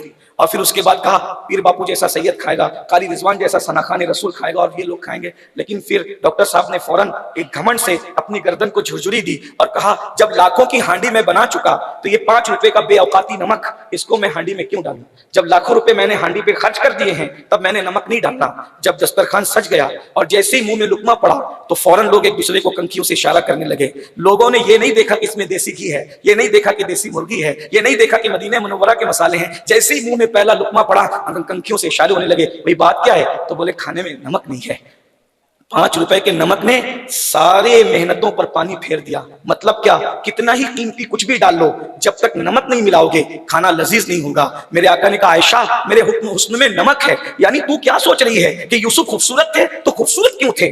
یہ مت پوچھ کہ یوسف کتنے خوبصورت تھے اور میں کتنا خوبصورت ہوں. جس طرح کھانے میں نمک ملائے بغیر کھانا لذیذ نہیں ہو سکتا، جب تک میرا نور کسی میں ڈالا نہیں جاتا وہ خوبصورت نہیں ہو سکتا. کائنات میں جو بھی خوبصورت ہے وہ میرے نور کی ملاوٹ کی وجہ سے خوبصورت ہے. اسی لیے تو بریلی کا کلندر کہتا ہے اور بڑے مزے میں فرماتے ہیں یہ دنیا خوبصورت کیوں ہے، یہ دنیا میں حسن کیوں ہے، یہ دنیا میں جمال کیوں ہے؟ کہتے وہی جلوہ شہر بشیر ہے، وہی اصل عالم دیر ہے، وہی جلوہ شہر بشیر ہے، وہی اصل عالم دیر ہے، وہی لیر ہے، وہی بیر ہے، وہی پاٹ ہے، وہی تھار ہے. انہی کی بو مایہ سمن ہے، انہی کا جلوہ چمن چمن ہے، انہی سے گلشن مہک رہے ہیں، انہی کی رنگت گلاب ہے. یعنی جو بھی خوبصورت ہے صرف حسن مصطفیٰ کی ملاوٹ کی وجہ سے خوبصورت ہے. اگر کوئی خوبصورتی کی وجہ سے کسی سے عشق کیا جا سکتا ہے تو حضور زیادہ حقدار ہیں حسن کے. وجہ یہ ہے کہ اللہ نے وہ حسن عطا فرمایا. مولانا جلال الدین رومی اپنی مثنوی میں لکھتے ہیں کہ حضرت جبریل علیہ السلام جب حضور کے پاس آتے تھے تو بشر کے بھیس میں آتے تھے. ایک دن میرے آقا نے کہا جبریل جب بھی تم میرے پاس آتے ہو تو اپنی اصلی صورت تم نے مجھے نہیں دکھائی، تم بشر کے لباس میں آتے ہو تو ایک کام کرو کسی دن نقاب الٹو اور مجھے اپنی اصلی شکل دکھا دو. تو جبریل نے کہا ایک کام کریں میرے 600 پر ہیں، آپ بقی میں آئیے رات کے وقت اکیلے، میں اپنی اصلی شکل آپ کو دکھا دوں گا، آپ دیکھ لیجیے گا. اور پھر جبریل نے 600 پر کھول دیے اور جو لباس بشر تھا وہ اتار دیا اور اپنی اصلی شکل دکھا دی. عارف رومی کہتے ہیں جب جبریل کی اصل شکل دیکھی تو حضور مسکرانے لگے. تو جبریل نے کہا میں اصلی شکل میں نہیں آتا تھا، آپ بھی تو اصلی شکل میں نہیں آئے ہو، اس دنیا میں آپ بھی تو اصلی شکل میں نہیں آئے ہو. میں نے پردے اٹھائے، آپ بھی تو پردے اٹھائے. سرکار نے فرمایا جبریل اگر میں نے پردہ اٹھا دیا تو تو دیکھ بھی نہیں سکے گا، تو دیکھ نہیں سکے گا. اسی لیے میرے آقا فرماتے ہیں یا ابا بکر لم یعرفنی حقیقتا غیر ربی، اے ابو بکر میری حقیقت کو میرے رب کے سوا کوئی نہیں جانتا، حقیقت مصطفیٰ کسی کو نہیں پتا. اسی لیے بزرگان دین نے فرمایا جس نے دیکھا حضور کا عکس دیکھا، حقیقت مصطفیٰ کو کوئی نہیں دیکھ سکا. بلکہ ایک جملہ یہاں ایڈ کر کے ایمان تازہ کر لیں، خدا کو جس نے دیکھا وہ ایک ہی تھا اور نبی کو جس نے دیکھا وہ بھی ایک ہی تھا. خدا کو دیکھنے والی ایک آنکھ تھی جسے مصطفیٰ جان رحمت کی آنکھیں کہتے ہیں، اور حقیقت محمدیہ کو دیکھنے والی ذات بھی ایک تھی جسے ذات خدا کہتے ہیں. خدا نے حقیقت مصطفیٰ کو دیکھا اور مصطفیٰ جان رحمت نے خداوند قدوس کا جلوہ دیکھا. نہ خدا کو کوئی دیکھ سکا نہ حقیقت مصطفیٰ کو کوئی دیکھ سکا. یہی منظور تھا قدرت کو کہ سایہ نہ بنے ایسے یکتا کے لیے ایسے ہی یکتائی ہو. اگر کوئی کہتا ہے علم کی بنیاد پر کسی سے عشق کیا جائے، حضور سے بڑا عالم کون؟ حضرت آدم سب سے بڑے عالم، اتنے بڑے عالم کہ فرشتے ان کے سامنے علم سے متاثر ہو کر سجدہ ریز ہو گئے. لیکن حضرت آدم کا علم کتنا؟ تو اللہ ارشاد فرماتا ہے وَعَلَّمَ آدَمَ الْأَسْمَاءَ كُلَّهَا، وَعَلَّمَ آدَمَ الْأَسْمَاءَ كُلَّهَا. یہ کلہا میں مفسرین کہتے ہیں یعنی ساری چیزوں کا علم اللہ نے دے دیا. مفسرین نے لکھا کہ اول سے لے کر قیامت تک جتنی چیزیں بنے گی ہر چیز کا علم اللہ نے آدم علیہ السلام کو دے دیا. یہ علم آدم ہے کہ ہر چیز کا علم دیا، اور چیز کہتے ہیں اللہ کے سوا، اللہ کے سوا جو ہے اس کو چیز کہتے ہیں. اس کا مطلب علم اشیاء دیا اور کیا نہیں دیا وہ اللہ نے بتا دیا. لیکن جب حضور کے علم کی بات آئی تو اللہ فرماتا ہے وَعَلَّمَكَ مَا لَمْ تَكُنْ تَعْلَمْ وَكَانَ فَضْلُ اللَّهِ عَلَيْكَ عَظِيمًا. محبوب آپ جو کچھ نہیں جانتے تھے ہم نے وہ سب کچھ آپ کو سکھا دیا. اگر علم کی بنیاد پر کسی سے عشق کیا جا سکتا ہے ان سے بڑا علم والا کون ہے؟ آج ابھی ڈاکٹروں کی محفل ہے، قاری صاحب ڈاکٹر حضرات سے مخاطب تھے. میں کہتا ہوں ڈاکٹر کتنی بھی نظر پیدا کر لے، مشینیں پیدا کر لے، لیکن کس کے شکم میں نطفہ کس باپ کا ہے نہ وہ پیٹ میں رکھنے والی ماں بتا سکتی، نہ پیدا ہونے والا باپ بتا سکتا ہے، نہ ڈاکٹر بتا سکتا ہے کس کا ہے. لیکن یہ میرے حضور ہیں. ایک مرتبہ حضرت حذیفہ جیسے لوگوں کے نسب میں لوگوں کو شک ہو گیا تو حذیفہ کھڑے ہو کے کہتے ہیں محفل میں یا رسول اللہ میرا باپ کون؟ جب ابن حذیفہ جب کھڑے ہوئے نا تو کہتے ہیں کہ میرا باپ کون ہے؟ تو یا اللہ کے رسول نے میں جس کو تو باپ کہتا ہے وہی تیرا باپ ہے. وہ دوڑے گئے اور اپنی ماں سے کہا امی آج میں نے اپنے نسب کا تان ختم کر دیا، اس لیے کہ لوگ تان کرتے تھے نا، تو میں نے حضور سے پوچھا کہ یا رسول اللہ میرا باپ کون ہے؟ تو حضور نے میرے باپ کا نام بتا دیا. کہا تیری ماں تجھ پہ روئے، وہ تو اچھا ہوا کہ میں پاک دامن تھی، ورنہ جاہلیت کے دور میں تو عورتیں منہ کالا کرتی تھی. اللہ کا شکر ہے کہ میں پاک دامن تھی تو اللہ نے میری آبرو رکھ لی، ورنہ تو نے تو مجھے ذلیل کر دیا ہوتا. تو حضور یہ بھی جانتے کہ کس کے پیٹ میں نطفہ کس کا ہے، یہ حضور کے علم کا عالم ہے. سائنس اتنی ترقی کرنے کے بعد بھی آج تک یہ فیصلہ نہ کر سکی اور شاید قیامت تک نہ کر سکے گی کہ کس کے شکم میں کس کی امانت ہے. یہ علم اللہ نے صرف مصطفیٰ جان رحمت کو دیا ہے یا ان کے صدقے میں ان کے مقربین کو عطا فرمایا ہے. اور اگر اخلاق کی بنیاد پر کسی سے پیار کیا جا سکتا ہے، محبت کی جا سکتی ہے، حضور سے بڑھ کر اخلاق والا کون ہے؟ اللہ پاک قرآن میں فرماتا ہے قل متاع الدنیا قلیل، اے محبوب آپ فرما دے یہ پوری دنیا بہت قلیل ہے. آپ ذرا غور کریں، پوری زندگی سفر کر لیں، مشرق سے مغرب نہ پہنچ پائے اور اللہ اس کو کہہ رہا ہے کہ یہ دنیا قلیل ہے، یعنی دنیا چھوٹی ہے. تو خدا کے یہاں چھوٹا اتنا ہوتا ہے جس کو ہم اتنی بڑی سمجھ لیں. اللہ فرما رہا ہے یہ چھوٹی ہے دنیا، قلیل ہے، بہت قلیل ہے، بہت قلیل ہے، بہت قلیل ہے. اللہ اکبر. اور پھر علماء جو گرامر پڑھتے پڑھاتے ہیں وہ جانتے ہیں کہ یہ قلیل جو ہے صیغہ تصغیر ہے، یعنی یہ بہت قلیل ہے، یہ اتنی قلیل ہے کہ اس سے زیادہ چھوٹی کوئی چیز نہیں ہے. تو خدا کے جس کو چھوٹی کہے وہ ہماری نظر میں اتنی بڑی ہے، لیکن جب اخلاق مصطفیٰ اللہ بیان کرتا ہے تو کہتا ہے وَإِنَّكَ لَعَلَىٰ خُلُقٍ عَظِيمٍ. تو جس کا چھوٹا اتنا بڑا ہو وہ جس کو عظیم کہے وہ کتنا بڑا ہوگا. میرے امام کہتے ہیں تیرے خلق کو حق نے عظیم کہا، تیری خلق کو حق نے جمیل کیا، کوئی تجھ سا ہوا ہے نہ ہوگا شہا، تیرے خالق کے حسن و ادا کی قسم. حضور کے اخلاق میں سے مجھے ایک حضور کے اخلاق کی یاد آئی. اللہ کے رسول سے پوچھا گیا یا رسول اللہ اخلاق کی بہت لمبی چوڑی تعریف ہے، اگر ایک جملے میں اخلاق سمیٹ سکتے ہیں تو کیا کہیں گے؟ تو حضور فرماتے ہیں سارے اخلاق اگر سمٹ آئیں تو 3 جملے بنتے ہیں. یعنی اگر کسی کو اخلاق مند چیک کرنا ہو کہ کون کتنا اخلاق والا ہے، آج لوگ کیا سمجھتے پتہ ہے؟ مسکرا کر ملو تو ہم اخلاق والے ہیں. بھائی یہ تو ایئر ہوسٹس بھی مسکراتے ہیں نا، لیکن ان کے مسکراہٹوں میں کتنی بناوٹ ہوتی ہے. مسکرا کے کہتے ہیں کھائیں گے کیا، اور پھر جا کر کے مذاق بھی اڑاتے ہوں گے کہ جتنا یہ مانگ رہا ہے طلب کر رہا ہے کوئی اور نہیں، اور جلدی اترے تو اچھا ہے. اور اترتے وقت بھی وہ مسکراتے ہیں لیکن وہ خوش ہو رہے ہوتے ہیں کہ اچھا یہ لوگ جا رہے ہیں تو ہمارے سر کا ٹینشن جا رہا ہے کہ نہیں ہے. تو لوگ مسکرانے کو اخلاق سمجھتے ہیں، کچھ لوگ غریبوں کی مدد کو اخلاق سمجھتے ہیں، کچھ لوگ جو ہے وہ لوگوں سے گلے ملنے کو اخلاق سمجھتے ہیں. سخاوت کو اللہ کے رسول علیہ السلام نے اخلاق کو 3 جملوں میں پیش کر دیا. چیک کریں ہم اخلاق والے ہیں کہ نہیں ہیں. حضور فرماتے ہیں نمبر 1 میرے اللہ نے مجھے اخلاق سکھائے، اور اخلاق 3 جملوں میں سمٹ آتا ہے. نمبر 1 جو تمہیں توڑے تم اس کو جوڑو.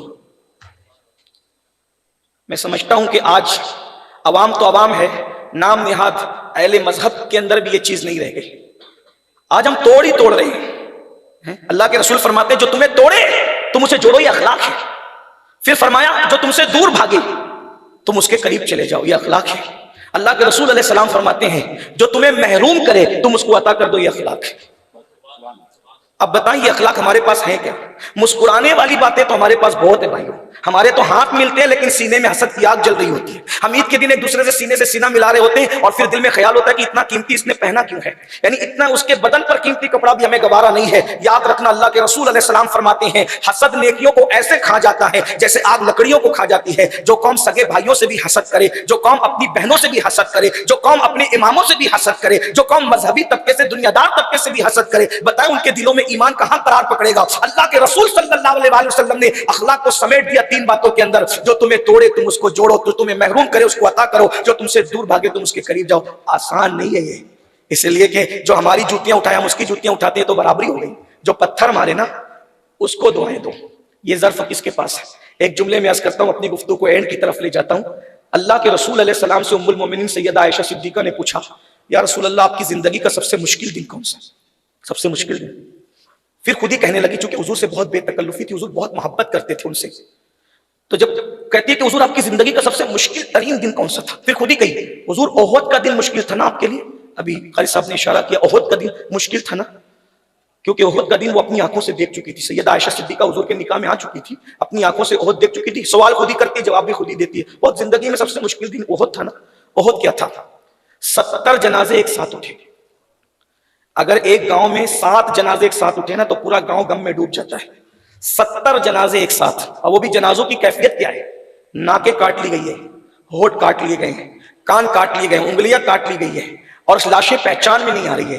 ایک خاتون نے ایک غلام کو کہا کہ حمزہ کے سینے کو چیر، اور اس میں سے کلیجہ نکالا. میں نے منت مانی ہے کہ میں حمزہ کا کلیجہ کچا چباؤں گی کیونکہ اس نے میرے باپ کو بھی قتل کیا, میرے بھائی کو بھی قتل کیا, میں بدلہ لوں گی. اور اس خاتون نے سیدنا امیر حمزہ کا کلیجہ چبانا شروع کیا اور نگلنے لگی تو نگل نہ سکی تو اس نے الٹی کر دی, چبا چبا کر کے کلیجے کو تھوک دیا.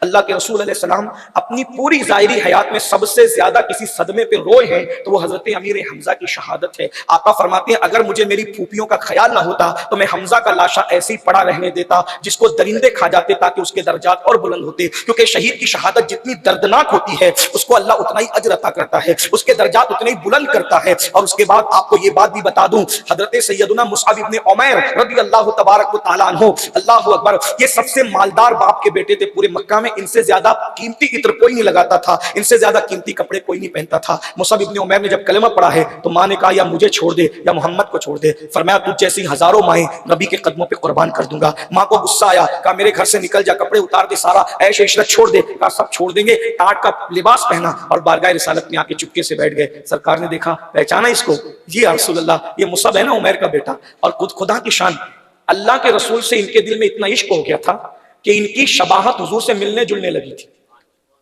اور حضور نے ان کو اسلام کا پہلا مبلغ بنا کر مدینہ منورہ بھیجا تھا. تو حضرت مصعب ابن عمیر بھی شہید ہوئے تو حضرت سیدہ صفیہ نے اپنے 2 دوپٹے لا کر کے کہا کہ یا رسول اللہ ایک میرے بھائی حمزہ کو یہ دوپٹہ اڑا دینا اور یہ دوسرا دوپٹہ نیچے بچھا دینا اور اس کو کفن پہنا دینا. میرے آقا رونے لگے. حمزہ کی بہن موجود ہے تو اس کے کفن کا انتظام ہو گیا. میرا صحابی مصعب ہے نا, اس کا تو کوئی خاندان ہی نہیں, اس کے کفن کا انتظام کون کرے گا. اور اس کے بعد حضرت صفیہ نے کہا کہ یا رسول اللہ یہ اب میں کسی کے نامزد نہیں کرتی, یہ دونوں کپڑے آپ کے ہیں, آپ جس کو چاہیں عطا کر دیں. تو اللہ کے رسول نے فرمایا کہ جاؤ یہ دونوں دوپٹے ایک حمزہ کو اڑا دو, ایک مصعب کو اڑا دو. صحابہ گئے تو روتے ہوئے آئے, کہا یا رسول اللہ دوپٹے اتنے چھوٹے ہیں کہ چہرے چھپاتے ہیں تو پیر نظر آتا ہے اور پیر چھپاتے ہیں تو چہرہ نظر آتا ہے, کیا کریں. آقا نے فرمایا کہ چہرہ چھپا دو اور پیروں پر گھاس ڈال دو. یعنی جو لوگ اسلام کے نام پہ شہید ہوئے تھے اس دن مسلمانوں کے پاس اتنا کپڑا بھی نہیں تھا کہ ان کو کفن دے سکے. آج ریلوے اسٹیشن پر ایک لاوارث لاش ملتی ہے تو لوگ چندہ کر کے اس کو پورا پورا کفن دیتے ہیں, لیکن جنہوں نے اسلام کے لیے قربانیاں دی تھی وہ دن بھی کیا دن تھے, ان کو پورا پورا کفن بھی نصیب نہ ہوا. یہ آیت جو لوگ پڑھتے ہیں نا شہیدوں کے لیے, وَلَا تَقُولُوا لِمَن يُقْتَلُ فِي سَبِيلِ اللَّهِ أَمْوَاتٌ, یہ خاص نازل ہوئی ہے شہداء احد کے لیے اور قیامت تک کے لیے اس کا سلسلہ عام ہے, فیضان عام ہے. لیکن شان نزول اس کا جو ہے وہ احد کے شہیدوں کے لیے ہے جن کے لیے قرآن کیوں کہے وَلَا تَقُولُوا لِمَن يُقْتَلُ فِي سَبِيلِ اللَّهِ أَمْوَاتٌ, ان کو مکمل کفن بھی نصیب نہ ہوا. یہ احد کا دن تھا اور حضور کو گڈھے میں لوگوں نے ڈھکیلنے کی کوشش کی. حضور کے دونوں گھٹنے پھٹ گئے, گالوں میں کڑیاں گھس گئی, دندان کے کنارے شہید ہو گئے. اللہ کے رسول علیہ السلام کی یہ کیفیت تھی. صحابہ رو یہ منظر دیکھ کے. ام المومنین کہتی ہے احد سب سے مشکل دن تھا نا آپ کے لیے. اللہ کے رسول کہتے ہیں نہیں, 70 صحابہ کی شہادت والا دن بھی میرے لیے زندگی میں مشکل دن نہیں تھا. میرے لیے زندگی کا سب سے مشکل ترین جو دن تھا وہ طائف کا دن تھا. اس سے مشکل دن میری زندگی میں نہیں آیا. تو ام المومنین نے کہا یا رسول اللہ کیا آپ مجھے بتا سکتے ہیں کہ وہ کیسا تھا. آقا فرماتے ہیں کہ میں ہر گھر پھرتا تھا اور کہتا تھا کہ اسلام قبول کر لو, تو میرا مذاق اڑاتے تھے. اور صرف مذاق نہیں اڑایا, چھوکروں کو میرے پیچھے کر دیا کہ پیچھے چلاتے پھرو کہ پاگل پاگل, استغفر اللہ, الیاذ باللہ, معاذ اللہ. جس کے قدموں میں عقل پہنچ کر معراج پاتی ہے اس رسول کو ایسی گالی دی گئی اور پیچھے سے پتھر برسائے گئے, آگے سے پتھر. میرے آقا فرماتے ہیں عائشہ جب خون سے میرا پورا وجود لہو لہان ہو گیا حتیٰ کہ میری نالین خون سے بھر گئی اور میں بتقاضۂ بشریت زمین پہ بیٹھ گیا تو انہوں نے دونوں بازو پکڑ کر کے مجھے کھڑا کیا اور کھڑا کر کے میری پنڈلیوں پہ پتھر مارا. یہ میری زندگی کا سب سے مشکل ترین دن طائف کا دن تھا. لیکن اب سنو, اتنا مشکل ترین دن اور حضور کا اخلاق, حضور کا اخلاق. آقا علیہ السلام جب سر کو گھٹنوں میں رکھ کر کے بیٹھ گئے خون کے زیادہ نکلنے کی وجہ سے, تو جبریل علیہ السلام آ کے کہتے ہیں یا رسول اللہ, اللہ آپ کو سلام کہتا ہے. اور سلام کرنے کے بعد اللہ کہتا ہے کہ یہ پہاڑوں کا فرشتہ میں نے آپ کے پاس بھیجا ہے, آپ جو حکم دیں یہ وہ کرے گا. آپ بتائیے آپ کی مرضی کیا ہے. اللہ رحمان و رحیم ہو کر اب رحمت للعالمین کا امتحان لے رہا ہے کہ میں نے جس کو رحمت بنا کر بھیجا ہے اب اس کی زبان سے لوگوں کو سنواؤں کہ یہ کہتا کیا ہے. اور پھر پہاڑوں کا فرشتہ کہتا ہے حضور میں حاضر ہوں, مجھے حکم ہے کہ میں آپ کی اطاعت کروں, آپ بتائیں کیا کرنا ہے. اگر آپ حکم دیں تو میں دونوں پہاڑیوں کو ملا کر طائف والوں کو پیس دوں. آقا فرما رہے ہیں جو تمہیں محروم کرے تم اس کو عطا کر, جو تم سے دور بھاگے تم اس کے قریب جاؤ, جو تمہیں توڑے تم اس کو جوڑو. ایسی قوم کے لیے آپ دنیا میں کوئی ایک بندہ نیک سے نیک ڈھونڈ کے بتا دے, ایسی قوم کے لیے جس نے دعا کی ہو. حضور نے سر اوپر اٹھا کر کے کہا میرے اللہ نے مجھے برباد کرنے کے لیے نہیں بھیجا، تباہ کرنے کے لیے نہیں بھیجا، اللہ نے تو مجھے آباد کرنے کے لیے بھیجا۔ اگر یہ ایمان نہیں لاتے، انشاءاللہ میں امید کرتا ہوں کہ ان کی آنے والی نسلیں ایمان لائے گی۔ پہاڑ کا فرشتہ یہ کہتے ہوئے رخصت ہوا کہ یا رسول اللہ، خدا کی عزت کی قسم، اللہ نے آپ کو واقعی رحمت للعالمین بنا کر کے بھیجا، آپ واقعتاً رحمت للعالمین ہے میرے آقا۔ آپ اندازہ فرمائیے حضور کی شان ہے۔ تو اگر حسن کی بنیاد پر، اخلاق کی بنیاد پر، علم کی بنیاد پر کسی سے پیار کیا جا سکتا ہے تو ہمارے حضور ہے۔ لیکن بہت معذرت کے ساتھ شاید آج ہمارے دلوں سے عشق رسول کی شمع بہت مدھم سے مدھم ہو گئی ہے، کیونکہ عشق کے بارے میں مجدد الفسانی سرکار فرماتے ہیں کہ لوح محفوظ پر محبت لکھی ہوئی تھی، لکھی ہوئی لوح محفوظ پر تو سبھی ہے، محبت لکھی ہوئی تھی اور اس کے ساتھ ساتھ محنت لکھی ہوئی تھی۔ تو محنت نے محبت سے کہا، اے محبت، تیرے اور میرے اندر کوئی فرق ہی نہیں ہے، جو تیرے حروف ہے وہی میرے حروف ہے، میم ہا با تا یہ محبت ہے، میم ہا نون تا یہ محنت ہے، دونوں لکھنے میں شکل ایک ہی ہے، صرف ایک نقطے کا فرق ہے، ایک نقطے کا، نیچے نقطہ ہو تو محبت، اوپر نقطہ ہو تو محنت۔ ارے ہم دونوں ایک جیسے ہیں، تو محبت نے کہا اللہ کی عزت کی قسم، جب ہم دونوں ایک جیسے ہیں تو اب ہم تم سے کبھی جدا نہیں ہوں گے، جہاں محنت ہوگی وہی محبت ہوگی، اور جہاں محنت نہیں ہوگی وہاں محبت نہیں ہوگی۔ آج ہم سب محبت کی بات کرتے ہیں، محنت کہاں ہے؟ ہم کہتے ہیں یا رسول اللہ کے نام پہ جان دے دیں گے، لیکن فجر کی نماز میں ہم سب سوتے پڑے ہوئے ہیں، 10 منٹ کی نیند قربان نہیں کرتے، ہم نبی کے نام پہ جان دے دیں گے۔ میں یہ نہیں کہتا کہ جو فجر نہیں پڑھتے وہ عاشق رسول نہیں، مجھے کچھ کہنے کا حق نہیں، دلوں کے حالات اللہ جانتا ہے، لیکن حضور نے کہا قوت القلوب تصوف کی سب سے اولین کتاب ہے، اور یہ قوت القلوب شیخ ابو طالب مکی نے لکھی ہے۔ قوت القلوب والی کتاب کی شان یہ ہے کہ بابا فرید جیسا ولی نظام الدین اولیاء کو اس کا درس دیا کرتے تھے۔ اس قوت القلوب میں ایک حدیث لکھی ہوئی ہے، اللہ کے رسول فرماتے ہیں جو مجھ سے عشق کا دعویٰ کرے، حضور کی حدیث سن لے غور سے، کیا فرمایا آقا نے؟ فرمایا جو مجھ سے عشق کا دعویٰ کرے اور پوری رات سوتا رہے، میں محمد اعلان کرتا ہوں کہ وہ جھوٹا ہے۔ یعنی عاشق کبھی پوری رات سو نہیں سکتا۔ آپ مجھے بتائیں، کاروبار سے عشق ہو جائے تو اس کے لیے ہم نیند نہیں آتی، کروٹیں بدلتے ہیں، بچی کے اس سے محبت ہے، اس کو رشتے نہیں آتے تو ہم کروٹیں بدلتے ہیں، ہم نے سب کے لیے کروٹیں بدلا ہے، کبھی نبی کی جدائی میں بھی ہم نے کروٹ بدلی ہے کیا؟ بتائیے۔ یعنی کہ ہم زبان کی بات کرتے ہیں۔ ایک روایت پڑھتا ہوں جو کئی کتب میں لکھی ہوئی ہے، اور اس کا اتنے مجموعہ نچوڑ کر اپنے الفاظ کے جامع میں علامہ ارشد القادری کی تحریر کا سہارا لے کر میں پیش کرنا چاہتا ہوں۔ بس اتنا ہے، حضور سے عشق کرنے کے لیے کچھ چھوڑنا پڑتا ہے۔ اگر ہم کچھ چھوڑ دیں حضور کے لیے، پھر آگے کا سارا معاملہ حضور سنبھال لیتے ہیں۔ ہم کچھ چھوڑنا بھی نہیں چاہتے۔ میں تو لوگوں کو یہ کہتا ہوں کہ اللہ اللہ ہو کر اپنے نبی کی محبت میں قبلہ بدل دیتا ہے، اور ہم امتی ہو کر نبی کی محبت میں ہم اپنی زندگی نہیں بدل سکتے۔ عورتوں پر پاپ کی نظریں بھی ڈالی جا رہی ہے، عشق رسول بھی ہے، مزدوروں پہ ظلم بھی ہو رہا ہے، عشق رسول بھی ہے، سود کے دھندے بھی ہے، عشق رسول بھی ہے۔ بتائیے تو یہ کیا چیز ہے؟ کہ کہنے والے نے بہت اچھی بات کہی تھی، دو رنگی چھوڑ دے یک رنگ ہو جا، سراسر موم یا تو سنگ ہو جا۔ روایتوں میں آتا ہے ایک نوجوان تھے، مدینہ منورہ سے دور ایک دیہات میں رہتے تھے، ان کا نام تھا عبداللہ۔ خوش نصیبی یہ کہ مدینہ منورہ آئے تو دیکھا کہ کچھ لوگ کسی شخصیت کو گھیر کر کھڑے ہیں۔ نوجوانوں کی عادت ہوتی ہے تجسس کی، تو عبداللہ بھی ابھی ابتدائی جوانی میں تھے، 16-17 سال کی عمر تھی، تو سب کو ہٹا کر کے بھیڑ میں گھسے تو کیا دیکھا کہ کوئی بہت خوبصورت انسان بیٹھا ہوا ہے۔ عبداللہ حیران ہو گئے کہ کیا کوئی اتنا بھی خوبصورت ہو سکتا ہے؟ نوجوانوں کی چیز ہے، نوجوان اچھائی سے بھی جلدی متاثر ہوتے ہیں اور برائی سے بھی جلدی متاثر ہوتے ہیں، جوانوں کی نفسیات ہے۔ عبداللہ نے جیسے ہی حضور پہ پہلی نظر پڑی تو عبداللہ نے حضور کو دیکھ کر کے کسی سے پوچھا یہ کون ہے؟ تو کہا یہ ہمارے نبی ہیں صلی اللہ علیہ وآلہ وسلم۔ اور یہ نبی ہے، یہی محمد عربی ہے صلی اللہ علیہ وسلم؟ تو کہا یہ وہی ہے۔ تو کہا یہ جو نبوت کا دعویٰ کرتے ہیں یہی کہاں؟ کہا میں نے بھی کلمہ پڑھنا ہے کہ کوئی اتنا خوبصورت بھی ہو سکتا ہے۔ عبداللہ نے کہا کسی جھوٹے کا چہرہ اتنا نورانی نہیں ہوتا، کسی جھوٹے کا چہرہ۔ صحابہ کہتے تھے حضور کے چہرے پہ اتنی رونق تھی، یہ کوئی شعر نہیں ہے، یہ کوئی گڑا ہوا قصہ نہیں ہے، یہ حدیث ہے۔ صحابہ کہتے ہیں اتنے انوار اور تجلیات کی برسات حضور کے چہرے پہ رہتی تھی، ہم کبھی نظر بھر کے حضور کو دیکھ نہیں سکے۔ سیدنا فاروق اعظم سے ایک مرتبہ حضرت اویس کرنی نے پوچھا کہ حضور کی بھویں ملی ہوئی تھی یا الگ الگ تھی؟ فاروق اعظم رونے لگے، کہا پوری زندگی دیکھتا رہا لیکن جب نظر اٹھتی تھی تو فوراً غیرت عشق کی وجہ سے جھک جاتی تھی، میں بتا نہیں سکتا کہ حضور کی بھویں ملی ہوئی تھی یا جدا جدا تھی۔ یہ حال ہے، جنہوں نے سب سے زیادہ دیکھا یہ ان کی کیفیت ہے، اندازہ تو کریں۔ حضرت سیدنا علی مرتضیٰ کرم اللہ تعالیٰ وجہ الکریم، شمائل ترمذی میں ان کی روایت موجود ہے کہ اگر حضور علیہ السلام کسی دیوار کے سامنے کھڑے ہو جاتے تو دیوار کا عکس حضور کے چہرے میں نظر آتا تھا، چاند کے سامنے کھڑے ہو جاتے تو چاند کا عکس حضور کے چہرے میں گالوں میں تیرتا نظر آتا تھا، سورج کے سامنے کھڑے ہو جاتے، میں کہتا ہوں آج کی یہ حدیث ہے شمائل ترمذی میں، لوگ کس کس کے حسن کی بات کرتے ہیں، یہ حسن مصطفیٰ ہے۔ اللہ اکبر، مولانا جمیل الرحمان کے شعر یاد آتے، کیا حسن ہے اے سید ابرار تمہارا، اللہ بھی ہے طالب دیدار تمہارا، کیوں دین کے مشتاق نہ ہو حضرت یوسف، اللہ کا دیدار ہے دیدار تمہارا۔ نبی کے وفادار بن جائے، مرتے وقت حضور سرحانے موجود رہیں گے۔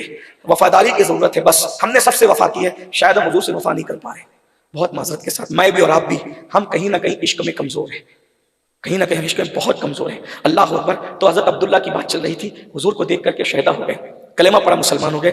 گھر گئے، کسی نے جا کے چغلی کر دی کہ تمہارا بیٹا مرتد ہو گیا، ان کو ان کے چچا نے پالا تھا۔ چچا نے کہا کہ تم مرتد ہو گیا؟ حضرت عبداللہ کہتے چچا میں مرتد پہلے تھا، ابھی میں مومن ہو گیا ہوں، ایمان والا ہو گیا ہوں، تجھے محمد کو چھوڑنا ہوگا صلی اللہ علیہ وسلم۔ ایسے ہم تقریر میں اور حضور کا نام ایسے روا روی میں نہیں لے سکتے، لیکن چونکہ ایک کافر کے جملے نقل کرنا ہے تاکہ مکالمہ سمجھ میں آئے، ورنہ حضور کا نام صرف محمد محمد کہہ کر کبھی نہیں لیا جا سکتا۔ حضور کا نام جب بھی لیں گے القاب و آداب کے ساتھ لیں گے، لیکن چونکہ ایک کافر کی بولی ہے تو وہ نقل کرنا ہوگا تاکہ مکالمہ سمجھ میں آئے۔ تو کہا تجھے محمد کو چھوڑنا ہوگا۔ حضرت عبداللہ نے کہا وہ ہستی ایسی ہے اس کو چھوڑا نہیں جا سکتا۔ تو کہا اٹھایا ڈنڈا اور جو بھی چیز ہاتھ میں آئی عبداللہ کو خوب مارا، اور اتنا مارا کہ مارتے مارتے تھک گیا، لیکن عبداللہ نہیں تھکے، اور وہ مارتے مارتے جب تھک گیا تو چھوڑ دیا۔ دوسرے دن پھر مارا، تیسرے دن پھر مارا، روزانہ کا معمول، صبح اٹھتا مارتا، صبح اٹھتا مارتا۔ پھر آخرکار کہنے والے نے کہا، کسی بڑے مفکر کا قول ہے کہ جب محبتوں کی اور نفرتوں کی جنگ ہوتی ہے تو نفرتیں ہار جاتی ہے، محبتیں جیت جاتی ہے۔ عبداللہ کے آگے وہ تھک گیا، اور پھر کیا ہوا، مارنا چھوڑ دیا۔ عبداللہ روزانہ صبح اپنی ماں کے پاس آتے اور آ کے ماں سے کہتے ماں مجھے میرے آقا کی بہت یاد آتی ہے، ماں تم اجازت دے دو کہ مدینے جاؤں اور ایک مرتبہ فوراً کی زیارت کروں۔ ماں کہتی بیٹا ابھی تو تیرے چچا نے تجھے مارنا چھوڑا ہے، تجھے معلوم ہے تو جب بچہ تھا دودھ پیتا تیرے باپ کا انتقال ہو گیا تھا، تجھے تیرے چچا نے پالا، مجھے بھی تیرے چچا نے پالا، یہ سب اسی کی دین ہے، ہم اس کے ساتھ بغاوت نہیں کر سکتے۔ میں ماں ہوں، تیری ہر خوشی میں میری خوشی ہے، لیکن میں تجھے نہیں اجازت دے سکتی۔ کہتے ماں مجھے ان کی بہت یاد آتی۔ پوری رات عبداللہ کی رونے میں گزرتی۔ امام المتکلمین علامہ نقی علی خان اپنی کتاب تفسیر علم نشرہ میں لکھتے ہیں حضور کے عشق میں رونے سے کوئی عبادت بڑی ہو ہی نہیں سکتی، سب سے بڑی عبادت ہے، اس کا نام ہے عشق مصطفیٰ میں رونا، اس کا جو اجر ہے تولا نہیں جا سکتا۔ اور حضور کے غم میں سب کو رونا نصیب نہیں ہوتا، جب تک حضور کی توجہ نہیں ہوتی اس وقت تک کسی کو حضور کے غم میں رونا نصیب نہیں ہوتا۔ لیکن یہاں بھی ہم میتوں پر تو روئے ہیں، لیکن حضور کی جدائی میں ہم نے کتنا رویا، پیسوں کے نقصان پر تو ہم روئے ہیں، حضور کی جدائی میں تنہائیوں میں ہم نے کتنا رویا۔ بہرحال عبداللہ روز رات کو، ایک دن ماں نے طے کیا، یہ روز آ کر کہتا ہے جانا ہے جانا ہے، آج میں یہ قصہ تمام کر دوں۔ ماں نے کہا بیٹا میری طرف سے اجازت ہے چلا جا، لیکن ایک شرط ہے، تیرے چچا سے بھی اجازت مانگ، اگر وہ اجازت دے گا تو میری بھی اجازت ہے۔ عبداللہ نے کہا اچھا اگر ایسی بات ہے، چچا کے پاس جا کے کھڑے ہو گئے، کہا چچا کیا بات ہے، اب کیوں آیا؟ کہا کہ مجھے میرے آقا کی بہت یاد آتی، ایک مرتبہ ان کو دیکھنے جانا ہے، ایک بار زیارت کر کے آؤں۔ چچا نے سوچا یہ مانے گا تو نہیں، ایسی سخت شرط رکھ دوں تاکہ یہ خود ہی پیچھے ہٹ جائے۔ کہا دیکھو اگر تمہارے نبی کی زیارت کے لیے گھر سے نکلے نا تو دوبارہ میرے گھر میں واپس تم نہیں آ سکتے، میں تمہیں گھر سے نکال دوں گا۔ ایک جوان جس کا کچھ بھی نہیں ہے، سب کچھ چچا کا ہے، اس سے بڑی دھمکی کیا ہو سکتی؟ لیکن وہ صحابی تھے، سچے عاشق تھے، چچا کو جواب دیتے چچا اس سے سستا سودا کیا ہو سکتا ہے، اگر مجھے گھر سے نکالا جا رہا ہے اور نبی کا دیدار ہو رہا ہے، اس سے سستا سودا کوئی نہیں۔ چچا جل بن گیا، اس نے فوراً تیور بدلے، کہا صرف گھر سے نکلنا نہیں ہے، جتنی دولت تو نے اکٹھا کر رکھی ہے تیری ماں سے کچھ، وہ دولت بھی میری ہے، میں کوئی دولت تجھے ساتھ لے جانے نہیں دوں گا، ساری دولت یہیں چھوڑ کے جانا۔ حضرت عبداللہ نے پھر کہا چچا اگر دولت چھوٹ کر کے محبوب کا دیدار ہوتا ہے تو یہ سودا بھی سستا ہے۔ چچا نے اس سے بڑی شرط لگا دی، اگر یہ کتابوں میں نہیں ہوتا تو شاید میں بیان نہیں کر سکتا تھا۔ اس نے کہا تجھے میں ایسے جانے نہیں دوں گا، تیری ماں سے پوچھی کپڑے جو تو نے پہن رکھے وہ کپڑے بھی میرے ہیں، میں تجھے کپڑے پہن کے جانے نہیں دوں گا، اتار دے میرے کپڑے اگر تو ان سے ملنے جانا ہے۔ کیا عشق تھا! ایک جوان کپڑے اتارنے کی بات ہو رہی ہے تو کیا کیفیت ہوگی، اتار دیے کپڑے اور کہتے ہیں اگر کپڑے دے کر کے ان کی زیارت ہوتی ہے تو یہ سودا بھی سستا ہے۔ اپنا سطر چھپایا، ماں کے پاس آئے، ماں سے کہا ماں میرے چچا نے تو کپڑے بھی چھین لیے، گھر سے نکال دیا، دولت چھین لی، ماں میں ایسے کیسے جاؤں گا؟ ماں ماں ہوتی ہے۔ ماں نے کہا بیوہ ہوں میں تیری کوئی مدد نہیں کر سکتی، سب کچھ تیرے چچا کا ہے، البتہ میرے سر کا دوپٹہ لے کر جلدی سے چلا جا۔ عبداللہ نے دوپٹہ ماں کا لیا، اس کے دو ٹکڑے کیے، ایک نیچے باندھا ایک اوپر کو اوڑھ لیا۔ اس دن سے ان کا نام پڑ گیا عبداللہ ذوالبجادین، عبداللہ دو کپڑوں کے ٹکڑوں والا، ایک نیچے باندھا ایک اوپر، اور چل پڑے مدینے شریف کی طرف۔ دل میں خیال آتا ہوگا عبداللہ تو نے سب چھوڑ دیا حضور کے لیے، ایک ہی ملاقات ہے، ایک ملاقات میں کون کس کو پہچانتا ہے؟ بھائیوں ہم لوگ تو چند لوگوں سے اگر ملتے ہیں تو میں سمجھتا ہوں کہ 50 ملاقات کے بعد بھی لوگوں کو ہم نہیں جان پاتے، لیکن یہ اللہ کے رسول علیہ السلام کے بارے میں خیال آتا ہوگا، ایک ملاقات ہے حضور سے، اللہ کے رسول سے ایک ملاقات ہے، اے سب کچھ میں نے چھوڑ دیا، اگر حضور نے مجھے نہیں پہچانا تو میرا ہوگا کیا؟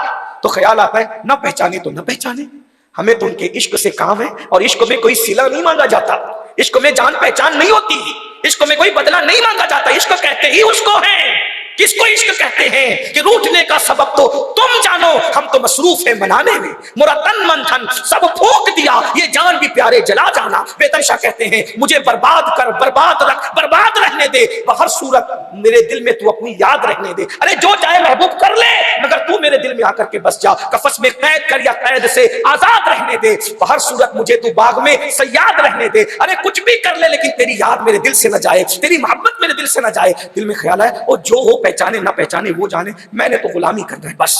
اب یہی سوچتے سوچتے گئے خدا کی شان، ابھی اشارہ کیا تھا قاری صاحب نے، جب کوئی عشق کرتا ہے سدھرتا ہے بنتا ہے تو کوئی امتحان نہ لے اللہ ہی پہلے امتحان لیتا، اور حضور کے عشق میں تو امتحان آتے ہیں، یہ نہ سمجھنا کہ حضور کا عشق امتحان کے بغیر ہوگا، جس کا امتحان نہیں اس کو سوچ لینا چاہیے کہیں میرے سینے سے عشق رسول نکل تو نہیں گیا، عاشقوں کا ہی امتحان ہونا ہے ورنہ امتحان ہوتا کس کا ہے؟ پھر کیا ہوا؟ اللہ اکبر، جب مدینہ منورہ پہنچے تو سخت سردی تھی اور سردی میں ٹٹر رہے تھے اور آدھی رات گزر چکی تھی، سب کے دروازے بند ہو چکے تھے، عبداللہ مدینے میں پہنچے، سوچا کس کے گھر جاؤں، سب کے دروازے بند ہیں، خیال آیا اللہ کا گھر تو کھلا ہوگا، جیسی عبداللہ سوچ میں پہنچے کہ چلو اللہ کے گھر چلتے ہیں، سردی برداشت کیسے ہوگی، یہ دو دوپٹے کے ٹکڑے کے نیچے اوپر، جیسی مسجد میں داخل ہوئے اندر ایک صاحب کھڑے تھے، کہتے السلام علیکم یا عبداللہ، اے عبداللہ تم پر سلام ہو، تو کہا وعلیکم السلام، آپ کون ہیں؟ کہا میرا نام بلال ہے، میں رباح کا بیٹا بلال ہوں، تو کہا آپ نے مجھے کیسے پہچانا جبکہ میری تمہاری کوئی ملاقات نہیں ہے؟ تو کہا میں تو تمہیں نہیں پہچانتا، لیکن آج عشاء کی نماز پڑھا کر جب حضور اپنے گھر جا رہے تھے تو مجھے بلا کر میرے کان میں کہا عبداللہ بلال میرا ایک غلام ہے، ایک عاشق ہے جو میرے عشق میں گھر سے سب کچھ چھوڑ کر، میرے عشق میں گھر چھوڑ کر، ماں چھوڑ کر، چچا چھوڑ کر، سب چھوڑ کر، اور تاکہ اس کے کپڑے بھی چھین لیے گئے ہیں، 2 سوتی ٹکڑے باندھ کر کے وہ آ رہا ہے، اس سے مدینے کی سردی برداشت نہیں ہوگی، میرا کمبل سنبھال کر کے رکھو، آدھی رات کے بعد وہ جب آئے گا تو اس کو اڑا دینا۔ عبداللہ پھوٹ پھوٹ کر رونے لگے، یا رسول اللہ آپ مجھے معاف کر دیں آقا، میں تو سوچ رہا تھا کہ پہلی ملاقات ہے، آپ مجھے پہچانیں گے کہ نہیں پہچانیں گے، لیکن میرے ماں باپ آپ پہ قربان آقا، آپ تو میرا نکلنا بھی جانتے ہیں، نکلنے کا سبب بھی جانتے ہیں، نکلنے کی انداز کو بھی جانتے ہیں، کپڑے چھین لیے گئے یہ بھی جانتے ہیں حضور، اور آپ کی عظمتوں پہ قربان، تیری عادت ہے سب کا جی رکھنا، آپ جاتے جاتے اپنا کمبل مجھے سونپ گئے، بے بلال اس کا انتظار کرو اور اس کو یہ کمبل اڑا دینا۔ اب تصورات کی دنیا میں کہ عبداللہ نے کمبل اوڑھ لیا اور انتظار کرتے ہیں، جس کی زیارت کے لیے ماں چھوڑا، چچا چھوڑا، سب چھوڑا، اب وہ آئے گا، اب وہ آئے گا۔ بلال نے اذان پڑھی، سب نورانی چہرے والے ستارے چمکدار آتے رہے، ابوبکر بھی آئے، فاروق بھی آئے، عثمان بھی آئے، علی بھی آئے، سعد، سعید، طلحہ، زبیر، خالد، سب آتے رہے، لیکن وہ نہ آیا جس کے لیے عبداللہ آئے تھے۔ جب بلال نے کھڑے ہو کر اقامت کہی اور پھر کہا قد قامت الصلاۃ، تو آمینہ کا لال حجرہ عائشہ سے ایسے طلوع ہوا جیسے کروڑوں چاند کی رانائیاں اس کے قدموں کے اندر تبسم ریز ہو، اور پھر ایسا لگتا تھا کہ جیسے دل پکڑنے والوں نے دل پکڑ لیا ہوگا، کیونکہ ایسا حسن بھی کسی کو دیکھنے ملا جو کہے من رعانی فقد رعا الحق، جس نے مجھے دیکھا اس نے حق کو دیکھا، اللہ کا دیدار ہے دیدار تمہارا، اللہ اکبر۔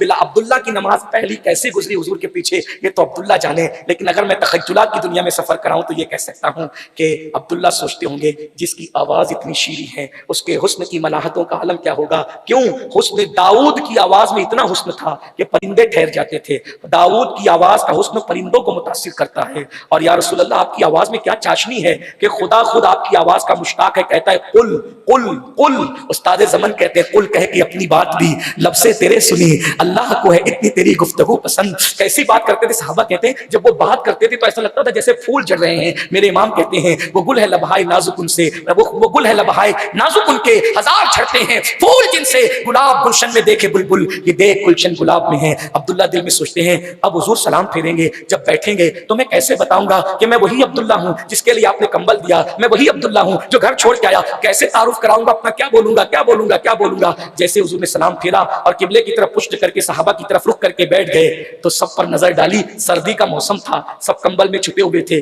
سرکار نے ادھر پیچھے بیٹھے ہوئے عبداللہ کا عبداللہ کیسے ہو ٹھیک ہو، اچھے ہو، خیر سے آ گئے، دل میں کہتے میں حضور سے یہ کیسے کہوں گا کہ میرا گھر نہیں، میں کہاں رہوں، میرے رشتہ دار چھوٹ گئے، کون رشتہ دار؟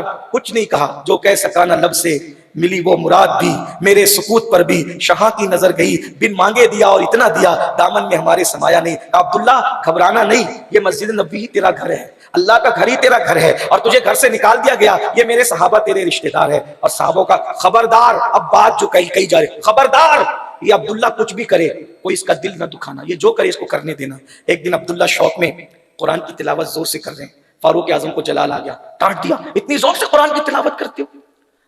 عبداللہ نے سوچا پہلی مرتبہ ڈانٹ سنی ہے کسی کی، آج میں حضور سے ملاقات نہیں کروں گا، کیوں؟ اگر حضور کا چہرہ دکھ گیا تو میں بہت رو پڑوں گا، پھر فاروق اعظم کی شکایت کرنی پڑے گی، میں یہ کر نہیں سکتا۔ پیلر کے پیچھے چھپ کے بیٹھ گئے، حضور آئے منبر پہ بیٹھے، جس کو دیکھنا سب چھوڑا تھا جس کو دیکھنے کے لیے، تو حضور نے جیسی کہا الحمدللہ، جیسی کہا تو پیلر سے گردن نکال کے حضور کو دیکھتے ہیں، اور دیکھا تو رو پڑے، اور روئے تو اتنا روئے کہ مسجد میں آواز بلند ہو گئی۔ حضور نے خطبہ روک کے کہا کون رو رہا ہے؟ عبداللہ؟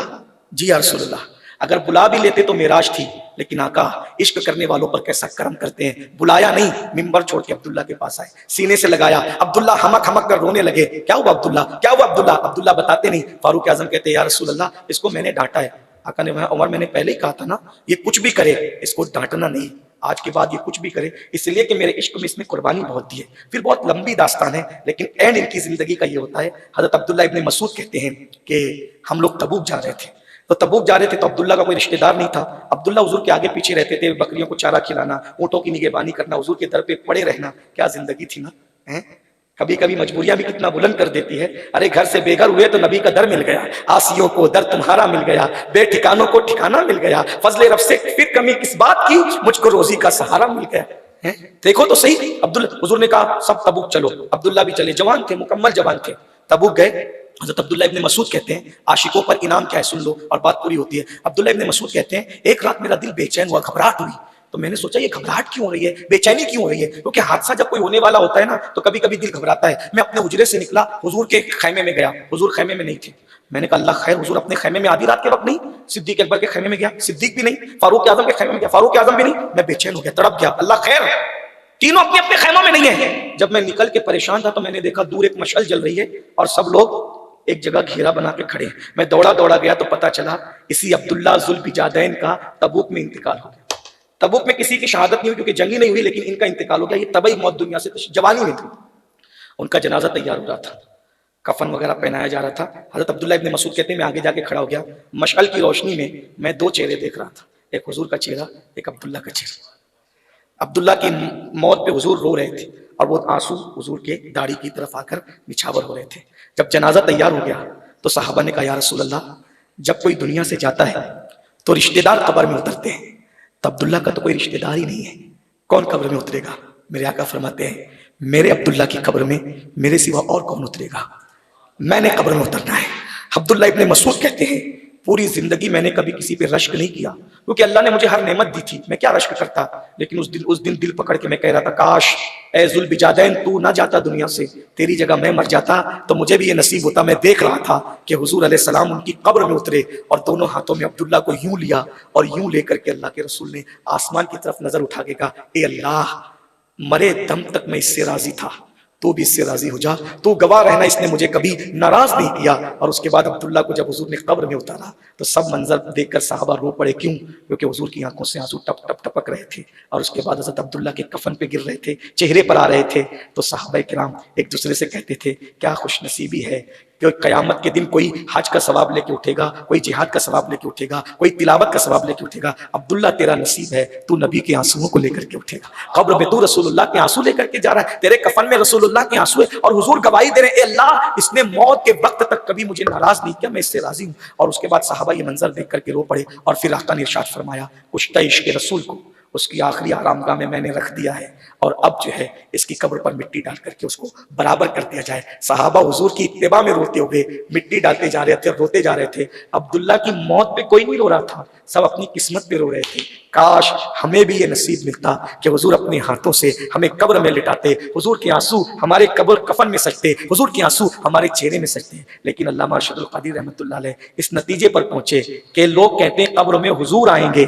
کہتے ہیں ارے نادان حضور کا وفادار بن جا، تجھے بعد میں اتارا جائے جائے گا حضور تیرے اتارے جانے سے پہلے قبر میں تشریف لائیں گے، اور جب قبر میں تشریف لائیں گے تو قبر میں لہرائیں گے تا حشر چشمے نور کے جلوہ فرما ہوگی جب طلعت رسول اللہ کی۔ باپ جہاں بیٹے سے بھاگے آ کہہ کے بلاتے یہ ہیں، باپ جہاں بیٹے سے بھاگے اور لطف وہاں فرماتے یہ ہیں، ماں جب اکلوتے کو چھوڑے آ کہہ کے بلاتے یہ ہیں، اور پھر بندے کو مرقد میں تھپک کر میٹھی نیند سلاتے یہ ہیں۔ جب ماں تھپکیاں دیتی تھی اپنی گود میں تو اتنے سکون کی نیند آتی تھی، جب نبی تھپکیاں دیں گے قبر میں تو کتنے سکون کی نیند آئے گی۔ تو پھر یہی آواز آتی ہے، میں مروں تو میرے مولا یہ ملائکہ سے کہہ دے کوئی اس کو مت جگانا، ابھی آنکھ لگ گئی ہے، کیوں؟ کیونکہ تیرے دامن کرم میں جسے نیند آ گئی ہے جو فنا نہ ہوگی ایسی اسے زندگی ملی ہے۔ آئیے نا، ہم نے سب سے عشق کیا، ایک بار ہم حضور سے بھی سچا عشق کر کے، نعرے والا نہیں، ناولوں والا نہیں، زبان والا نہیں، وہ عشق کریں، وہ عشق کریں جو عشق کی نشانی ہے۔ عشق کی 3 کم سے کم نشانی ہے۔ نمبر 1، جس کو جس سے عشق ہوتا ہے وہ اس کی پیروی کرتا ہے، اتباع کرتا ہے۔ نمبر 2، جس کو جس سے عشق ہوتا ہے وہ اس کا ذکر کثرت سے کرتا ہے۔ نمبر 3، جس کو جس سے عشق ہوتا ہے اس کو جو ناپسند ہوتا ہے وہ اس کو چھوڑ دیتا ہے۔ اگر ہمیں بھی نبی سے عشق ہے، جو چیز حضور کو ناپسند ہے چھوڑ دیجیے، یہ عشق کی نشانی ہے۔ اور اگر ہم نہیں چھوڑ سکتے تو پھر سوچئے، عبداللہ نے اپنی ماں کو چھوڑا، جب ماں جیسی چیز عشق پہ چھوڑی جا سکتی ہے تو کیا گناہ نہیں چھوڑے جا سکتے؟ کون کیا کرتا ہے وہ خوب جانتا ہے۔ میں تو آخری بات عرض کرنے چلا تھا، مجھے بہت خوبصورت بات یاد آئی۔ لوگ کہتے ہیں کہ حضور کا دیدار، میں نے کہا حضور کا دیدار بہت آسان ہے، عشق ہو جائے نا تو حضور کا دیدار بہت آسان ہے۔ ہماری جماعت کے ایک بہت بڑے بزرگ ہیں، اور خواب میں نہیں، بیداری میں بہت بڑے بزرگ ہیں جن کو دنیا سید کفایت علی کافی مراد آبادی کے نام سے جانتی ہے۔ یہ آزادی کے بہت بڑے ہیرو ہیں۔ ان کو آزادی کی جو وہ انقلاب 1857 کی پاداش میں ان کو پھانسی دی گئی۔ جب پھانسی پر ان کو لے کر کے پہنچے، پھانسی کے پھندے پر، تو انگریزوں نے پوچھا کہ کفایت علی تیری آخری خواہش کیا ہے؟ تو کافی مراد آبادی نے کہا کہ میری آخری خواہش یہ ہے کہ میں پوری زندگی حضور کی نعت لکھتا رہا، حضور کا ذکر کرتا رہا، سوچتا ہوں کہ دنیا سے جاتے جاتے میں نبی کی ایک نعت لکھوں، مجھے قلم لا کر کے دے دو، میں اپنے نبی کی نعت لکھنا چاہتا ہوں۔ شاعر لوگ جانتے ہیں بچے روتے ہیں تو شعر نہیں آتا، اگر کوئی دھکا دے دے تو شعر ذہن سے آ کے چلا جاتا، آمد ہوتی ہے تو سکون چاہیے۔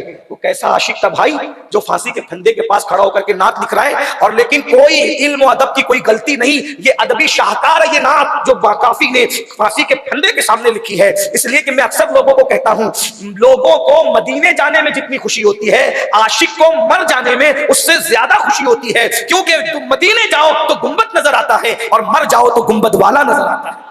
لیکن کوئی عاشق بن کر دیکھے نا، اللہ اکبر۔ تو کافی نے کہا مجھے قلم لا کے دے دو، اور انہوں نے جو نعت لکھی ہے، انگریز بھی حیران رہ گئے۔ وہ نعت یہ تھی، کوئی گل باقی رہے گا نہ چمن رہ جائے گا، پر رسول اللہ کا دین حسن رہ جائے گا، اطلس و کمخاب کی پوشاک میں نازا نہ ہو، اس تن بے جان پر خاکی کفن رہ جائے گا، ہم سفیر و باغ میں ہیں، کوئی دنکا چہچہا بلبلیں اڑ جائے گی، سونا چمن رہ جائے گا، جو پڑے گا صاحب لولاک کے اوپر درود، آگ سے محفوظ اس کا تن بدن رہ جائے گا۔ اور انگریزوں کو مخاطب کرتے ہوئے کہا تھا، نام شاہانے جہاں مٹ جائیں گے لیکن یہاں، نام شاہانے جہاں مٹ جائیں گے لیکن یہاں، نام شاہانے جہاں مٹ جائیں گے لیکن یہاں، حشر تک نام و نشانے پنجتن رہ جائے گا، حشر تک نام و نشانے پنجتن رہ جائے گا، اور سب فنا ہو جائیں گے کافی وہ، لیکن حشر تک نعت حضرت کا زبانوں پر سخن رہ جائے گا۔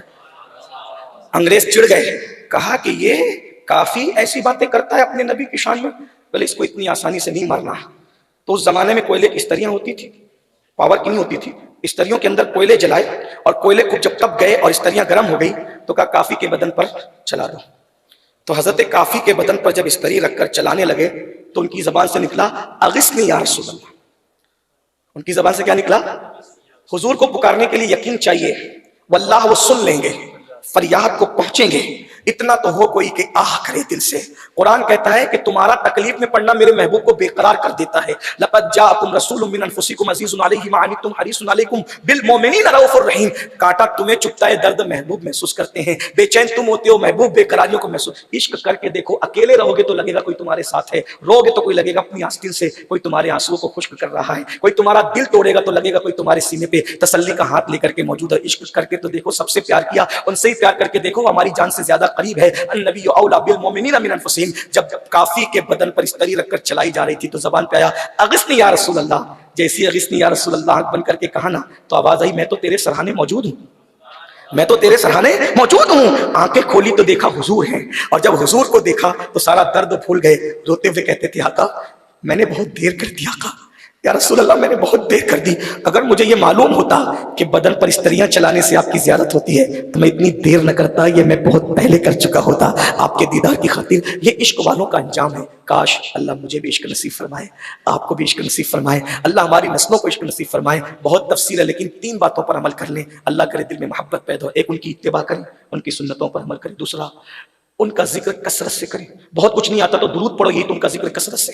نمبر 3، جو ان کو ناپسند چھوڑ دو، جس چیز کو وہ ناپسند کرتے ہیں چھوڑ دو، انشاءاللہ پھر عشق کی وہ جوت جگے گی کہ آپ بھی محسوس کریں گے۔ میرے امام نے کہا تھا، عشق تیرے صدقے جلنے سے چھٹے سستے، جو آگ بجھا دے گی وہ آگ لگائی ہے، خاک ہو کر عشق میں آرام سے سونا ملا، جان کی ایک سیر ہے الفت رسول اللہ کی، نکیرین کرتے ہیں تعظیم میری، فدا ہو کے تجھ پہ یہ عزت ملی ہے۔ ہو نہ یہ پھول تو بلبل کا ترنم بھی نہ ہو، چمن دہر میں کلیوں کا تبسم بھی نہ ہو نہ ساقی تو پھر میں بھی نہ ہو، خم بھی نہ ہو، خیمہ افلاک کا استادہ اسی نام سے ہے، نبض ہستی تپش آمادہ اسی نام